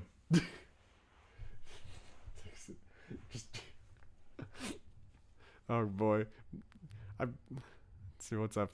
Let's see what comes after Mr. Chill. Alright, Mr. Chill's plans are good at first. He wants to save the Earth from global warming, but his approach is all wrong. He plans to freeze the planet Meru and bring it into orbit next to our planet. Volcano Man plans to stop him from making this happen. Because this won't happen in the way Chill plans it. Instead, what will happen is the two planets together will crash into each other, making them explode, killing everyone. Mr. Chill has a weakness for extreme heat, as do his freeze bots. He has the same weakness as regular humans. He believes that he's a super genius. In truth, he has book smarts but little real-world experience. He's a good inventor. His main power is his ability to freeze things with his freezer ray. He is still very unaware of his power. Tamale guacamole girl. What? Okay. you've written up this making me think that the first name is gonna be their superhero name. So I see Tamale and I'm like, okay, is that her soup name? And then it's Guacamole Girl is the princess of all of Meru. She becomes allies with Volcano Man and Iron Chef to help save their plants. Guacamole Girl's parents. I can't. It's the king and queen are judicious rulers. They have ruled for many decades and have led their planet to prosperity, kind of like my royal family. Unfortunately, they've been duped by Mr. Chill. They believe that he's a valuable ally and his plan for their planet will be a good one. Unfortunately, Mr. Chill's plans would mean certain death to all inhabitants of Meru. He said he can improve the weather so that crops would grow better. So people would enjoy more temperature, climate. You see, the planet Meru is closer to the sun than Earth, and the inhabitants are only marginally accustomed to constantly high temperatures. Gigi spent her youth mastering the art of avocado farming. She cultivated thousands of avocado trees on the palace grounds. The fruits of her work were served at her father's epic parties. This was meant to be... I was more than an idiot back then. Guacamole Girl. This was meant to be something to introduce the characters before the next chapter. Like when you're reading manga and the first couple pages are giving little intros for all the characters before the story starts. Good. Where was I? Epic parties. Since the king discovered Earth, he has been obsessed with Mexican food and culture. Yeah, man, he really saw that Doritos Locos Taco and was like, fuck yes, these people know what's going on. His palace chefs long ago mastered the art of nachos, burritos, tacos, tamales, quesadillas, and course salad. And of course salsa. There we go, I misread that entire thing. My eyesight. I think I'm developing dyslexia. Gigi's own guacamole recipe is the best on either planet. Years ago, she won an interplanetary cooking challenge to earn her reputation and name. Before now, she was known as Tamale. Obviously, she was named after her father discovered Mexican culture. I love that, he's just like... That's like some Luffy level stuff. Luffy would definitely name his kid, Meat or something like that. Guacamole Girl was immediately unsure the truth of Mr. Chill's proposal. She tried to convince her parents not to go along with him. Ah, shit. Call it a woman's intuition, but they're already sure of themselves, and she was powerless to do anything. Since being Volcano Man, she found hope of how to change their fates in these two beautiful planets. Since they've been working together, of course, she only meets him and Iron Chef in Scene 3. Guacamole Girl throws avocado grenades with seed replaced with a ghost pepper. When exploded, it causes ghost pepper gas to explode outward. She also throws razor sharp tortilla chips, but they are sometimes doused in blazing hot salsa, not meant to be eaten. They don't melt in your mouth, they melt your mouth. Her weakness is Mentos the Fresh Maker. I love this so much. This is like a very special kind of dumb. This reminds me way back when I was in Boy Scouts. So I'm going to make a little pause here. I also have to make sure I bookmark where I'm at here. So way back when I was in Boy Scouts, we'd have to make little skits for when we were going like a certain camp every year. And one year, I was playing what we called the Jedi Council Patrol. AKA, it was where all like the high schoolers and kids who were getting ready to grow up and age out Boy Scouts would go into. And we were starting to write up, and no one knew what we were going to write for our skit until like one of our other guys, I think his name was Shane, started writing something really stupid. He's like, this is going to be our skit. And then one of our scoutmasters came over and started reading off the sheet verbatim. Spelling errors and typos in all. Like, he didn't flinch or change anything. And it was hilarious. Him reading off was hilarious. And he's like, you might want to rethink your skit a little bit. As he left, we all looked at each other and said, we have the best idea for our skit. So we started writing a completely brand new draft up, and when the campout came up, we came up and said that our skit was too good, and that the only way for it to be delivered onto human minds was for a dramatic reading from Mr. Short. And, the guy who read up our original script came up, we pulled him up, gave him the script, and we just left, and he stood there and read something akin to this for everyone to hear. Oh, God, that takes me back. I miss Boy Scouts. Specifically, I miss Mr. Short. He was, like, the greatest person I'd ever met. Like, this is the kind of guy who has a wall filled with board games. Like, from edge to edge, just board games. Like, he is that kind of nerd. Man runs games of D&D at campouts. Been gaming and playing, Magic the Gathering since they all started. He was that kind of nerd, and we all loved and respected that man. The king thought Earth's only culture was Mexican because he had landed there. We always see stories about what happens when aliens land in Britain, what happens when they land in America and Japan. We never contemplated what the stories would be like if they landed in Mexico.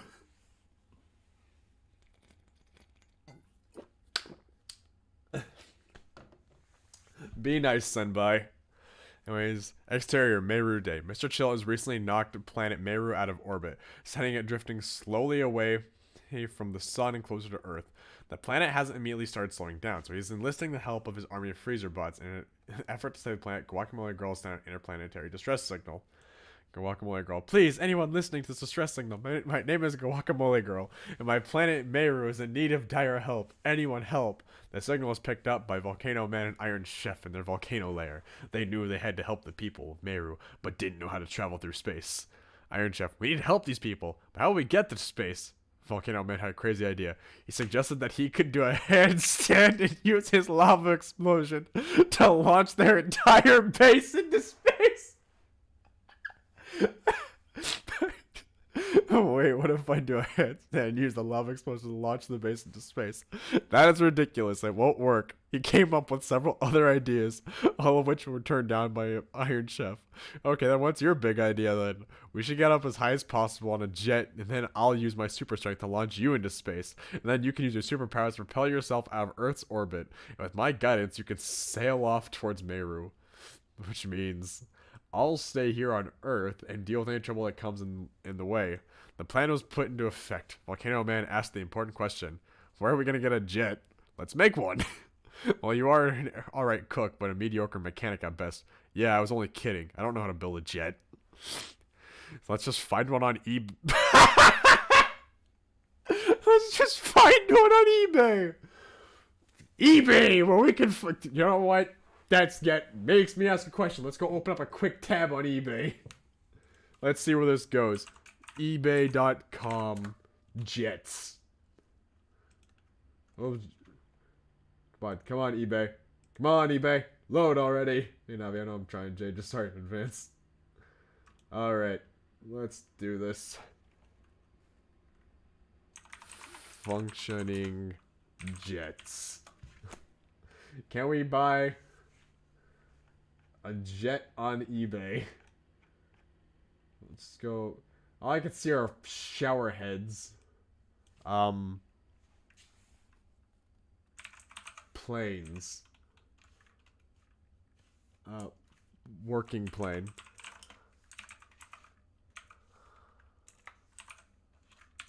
If I could type. Working planes. Can we buy a plane on... No. Well, I don't know what kind of super eBay they got, but I can't find them. Okay. There isn't a character that T-poses and defeats anyone with a threatening or I'll be pissed. You can also buy normal... Oh, I love this story. This is great. Let's see, where am I? So they start browsing Craigslist. Okay, that's much better. Craigslist and eBay find a suitable jet to buy. They came upon a cooking competition advertised online. Iron Chef entered in hopes of winning the $5,000 prize to raise money for a jet. Oh no, a planet's coming towards Earth. Don't worry. I'm going to save the planet with my cool cooking skills. When the bell rang, his innate cooking instincts took over and he realized his true abilities and became a brilliant chef. He also realized that he could form utensils out of his hands by simply imagining the tools he needed. He spent the coming months on a winning streak, collecting prizes from 100 cooking contests, till they raised enough money to buy a good-looking, slightly used jet available on Craigslist. They made the purchase, and in the meantime, Volcano Man had dedicated an entire room in their lair to the prizes Iron Chef had won. Right of trophies around the world filled with the shelves. Through that time, things had been deteriorating on the planet Meru. Citizens began noticing a growing chill. Ice caps were forming and the vast seas of lava were hardening. Another disturbing trend was erupting. few residents reported sightings of vast armies of what appeared to be rectangular robots marching on the outskirts of the civilization. These unsubstantiated reports have nonetheless struck fear in the psyche of the population. The people aren't sure what the rectangular marching robots are. On the planet Meru, the refrigerators are pyramid-shaped. Mr. Chill brought all those refrigerators and freezers from Earth and turned them into robots. He, of course, didn't expect Gigi to destroy them, and have her tell heroes that would put a stop to his plans and make him quite curious. Quite curious indeed. Exterior Meru Day. Mr. Chill contacts Volcano Man, Iron Chef, and Guacamole Girl and tells them about his plan to save the Earth from global warming. Mr. Chill. Hello, heroes. I have a plan to save Earth from global warming. He tell him that his terrible plan to put planets side by side will cause them to crash together and kill everything and everyone on both planets.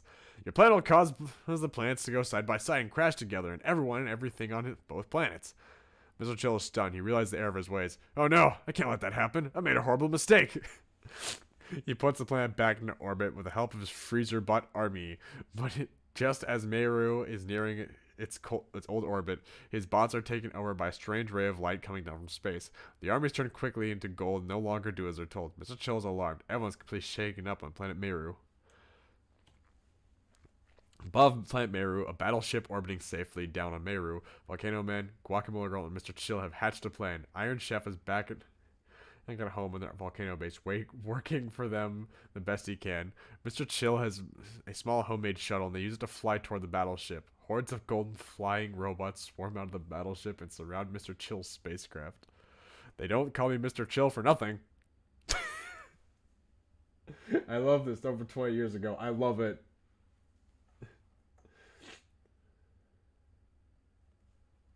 Reading. I hope you're having a good dinner, Wish. You eat, to make up for the weight I'm losing because of y'all. I'm past the halfway point now of the story, everyone. He exclaims as he activates his freeze ray. He aims at the GFRs, and their control systems are immediately frozen. They drift about harmlessly in space. Volcano Man complains of the slight chill in the air on the shuttle, but no one listens. Surprisingly, the battleship opens the hatch willingly and they fly into it. They are immediately surrounded by golden robots pointing all manner of weapons at the same time. Hold your fire, said a mysterious voice. Let them speak and see if they are worthy before the mighty Machine King. We are trying to save the planet Meru. I see. Seize them! I can't have them interfering with my plan. Interior Machine King's ship day. Machine King takes them prisoner and throws them into a cell, leaving them with no hope of escaping. It's made of the same metal as his armor. There is a speaker in the corner, and Machine King's voice can be heard all day long as he ridicules them. You'll never escape. My plan is flawless. I'll rule the world, and the galaxy, and the universe. You will die. Die of boredom, that's for sure. Volcano Man is able to radio Iron Chef down on Earth. He asks for his help. Just then, Mr. Chill mutters, why couldn't I have brought my electric blaster? All in unison. What's the electric blaster? that it is a weapon that he had on his ship that had two features. It melts metal and also short circuits robot and machinery. Where did you leave it? I left it on my ship. Even if you could somehow escape my foolproof cell, you have no hope now as I jettison your pathetic-looking spaceship, now made entirely of gold thanks to my perfectly crafted crown. It will surely crash into one of Meru's 2 moons. They ask him, where did you leave it? Wait, no, I already read that part. Interior Volcano Base Bay. Wait, hold on.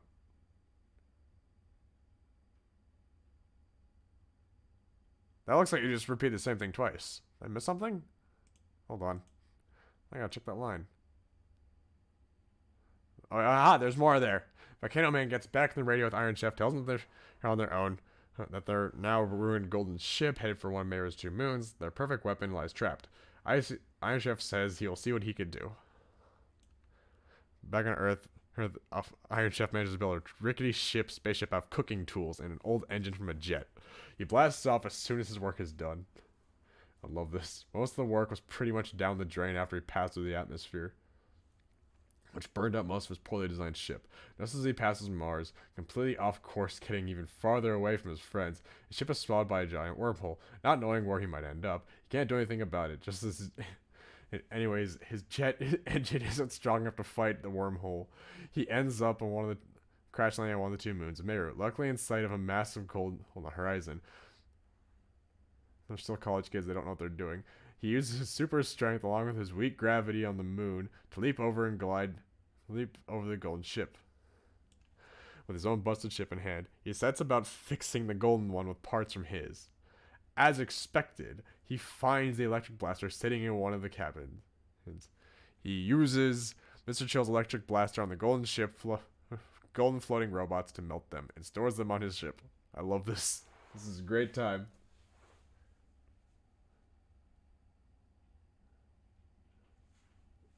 Okay, gotta change positions again to seat because my legs are hurting again.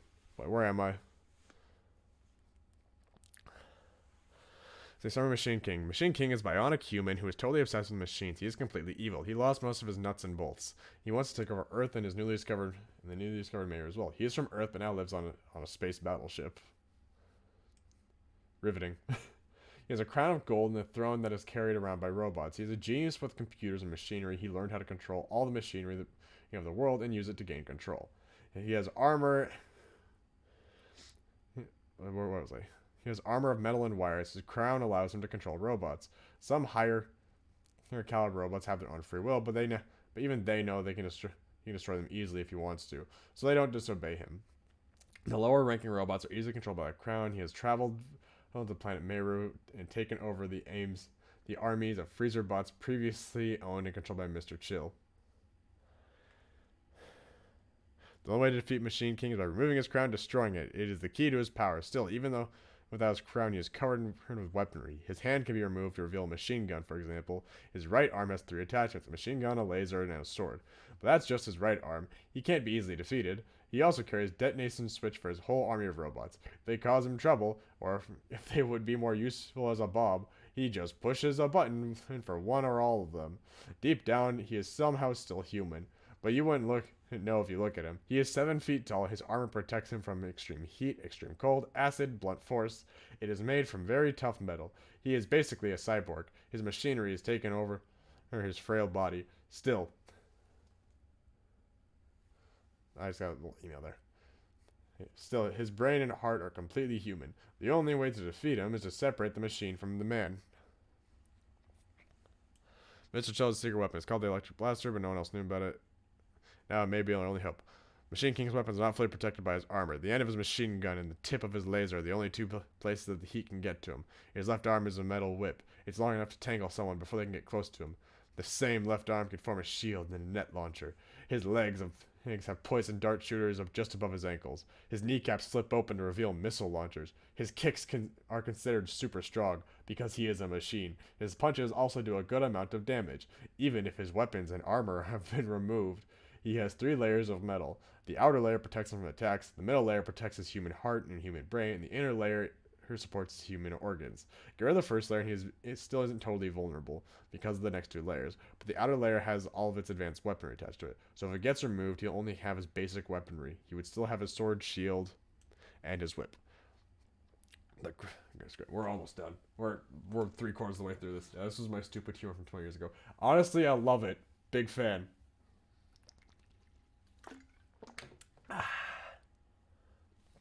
Where was I?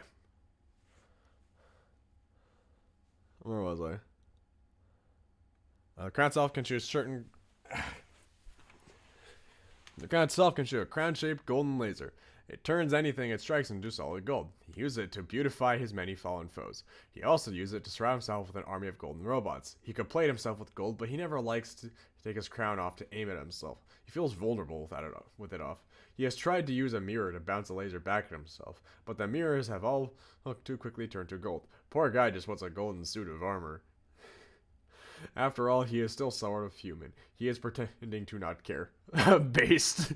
There are weak points all over Machine King's body, but they are only visible after Mr. Chill uses his electric blaster on him. Iron Chef enters the dock of Machine King's ship. He manages to sneak in as Machine King is still tormenting the rest of the heroes. Armed with the electric blaster, Iron Chef finds his friends using a tracking device on Volcano Man's radio. He quickly finds them and melts the bars of the cell with a blaster.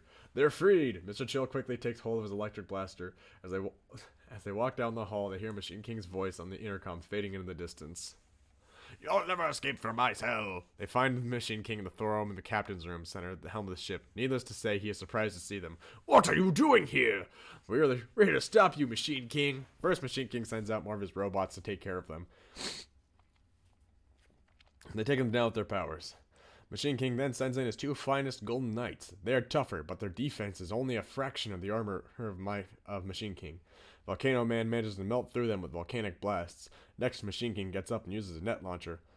Iron Chef is caught in the net, but the others dodge it. Machine King tries to nail him with his poison darts, but Iron Chef's metal skin deflects them no problem. The others again manage to dodge the flurry of darts. Machine King opens his kneecaps to reveal double missiles. Mr. Chill manages to blast Mr. Machine King's kneecaps with the electric blaster. This causes the missiles to explode inside his kneecaps. His knee joints are weakened. Machine King, undaunted, first he sheds the darts and missiles that remain and drops his used net launcher to strengthen his knees again. Now he is stabilized. To everyone's surprise, his chest opens up. More missiles launch out of him. Our heroes evade as best they can, but these missiles are heat-seeking missiles.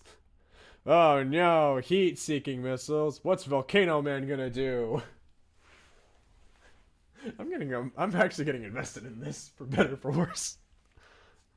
Or am I? Oh wait. Well, I'm gonna go upstairs and close the door. I think my parents just got here.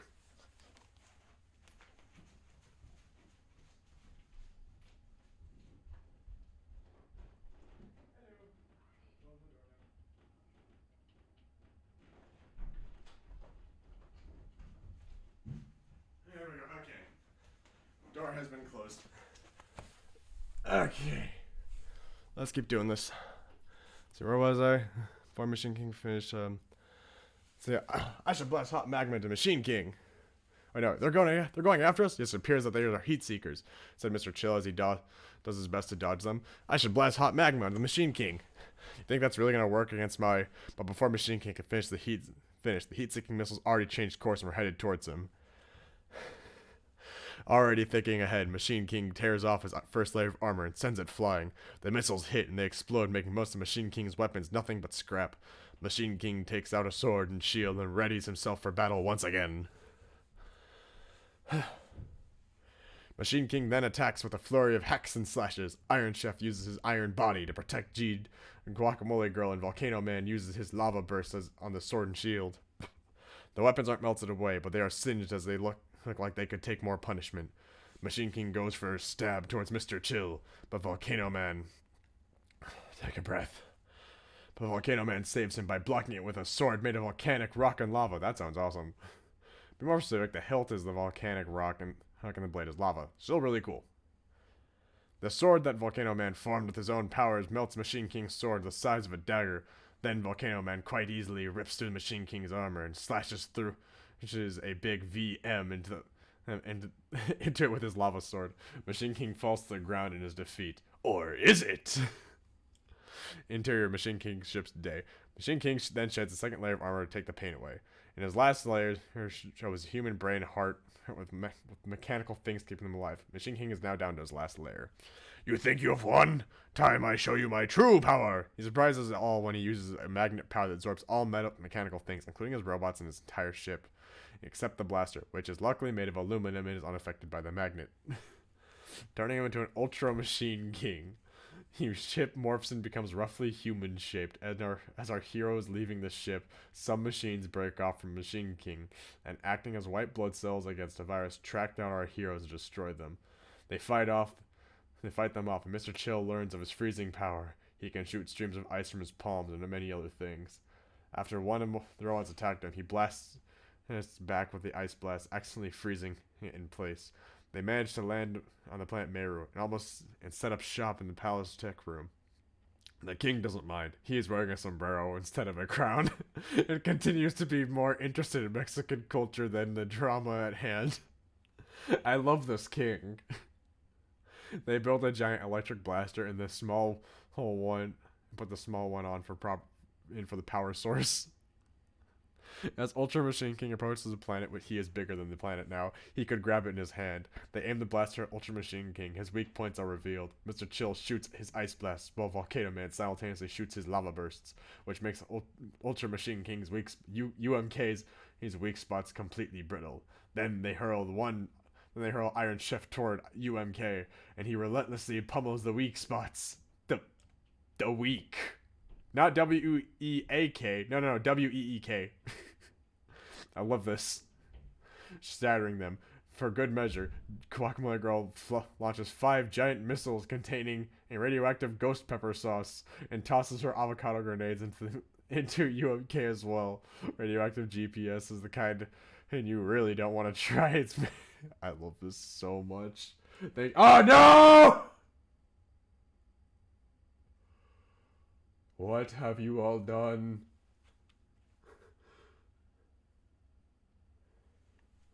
I have a bad idea. Remember the sit-up? Round 2? No. Her. Thank you. Do 80 sit-ups. No. Okay. I have to do how many? 25? Almost don't think I know, but now I gotta do all these sit-ups. Great. It's a fitness test from high school. Okay, I gotta do 25 apparently. 1, 2, ow. 3, 4, 5, 6, 7, 8, 9. Oh fuck. 10. Just gotta do another 15. Thank you, Senpai, for showing remorse. Ow. 1, 2, 3, 4, 5, 6, 7, 8,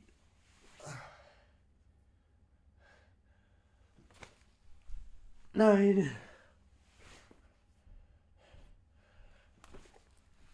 10. Only gotta do 5 more. Only gotta do 5 more. Woo!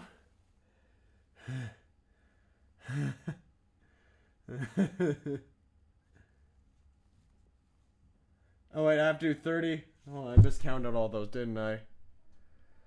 1, 2, 3, 4. No, that's 5. That is indeed 5. So I just gotta do 5. Just gotta do the 5. Okay. Just gotta do 5 more and we're caught up. 1, 2, 3, 4, 5. I've done it. I have beat your sit-ups. And my body is not happy.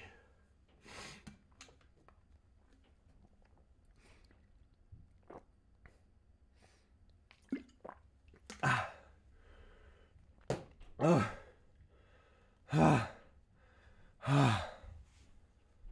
just a little goose. I can't be a monster. Hey, despite being a goose, you're part of my royal guard.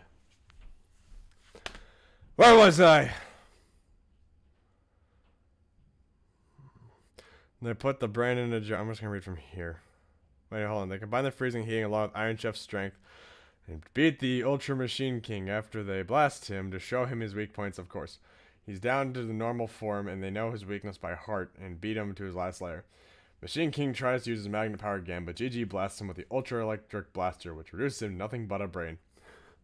They put the brain in a jar and lock him up in their headquarters. Well, that was an adventure. Why don't we team up? I've got a good name, the Elementals. Yeah, that sounds great. We did good today. Let's rest up and get ready to save more people. Iron Chef, thank you for saving us. Do you want to go see a movie? Yes. Let's go see the new Fantastic Four. Oh god, they went and saw Fan Four Stick. Oh wait, no. If this was from like 20 years ago, that would have been like the actual good one with like what, Chris Evans and such. Send by no. Send by no. With me reading that, I know I should. I know I said I was gonna read whatever Send by sent me. But I'm exhausted from all of what y'all have done to me. We're gonna go raid someone. Alright. We are gonna go raid someone. Because I now need to go. I already feel gross. I'm gonna go take a shower. We're gonna go raid Gumshoe. We'll treat y'all to something good. Yeah, we're gonna prepare that Gumshoe gamer. So thank you all. Thank you all for following, for all the follows. We made it to 100. I wouldn't have been able to do any of that without any of you. It all means the world to me. I hope I can become the streamer y'all deserve. Y'all deserve much better than what it is I am. So what do you think of the comic? Definitely.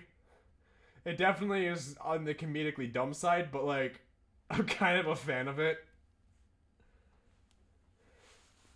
So I'm not sorry. I'm not sorry for torturing you. I'm not sorry for playing mythologies anymore.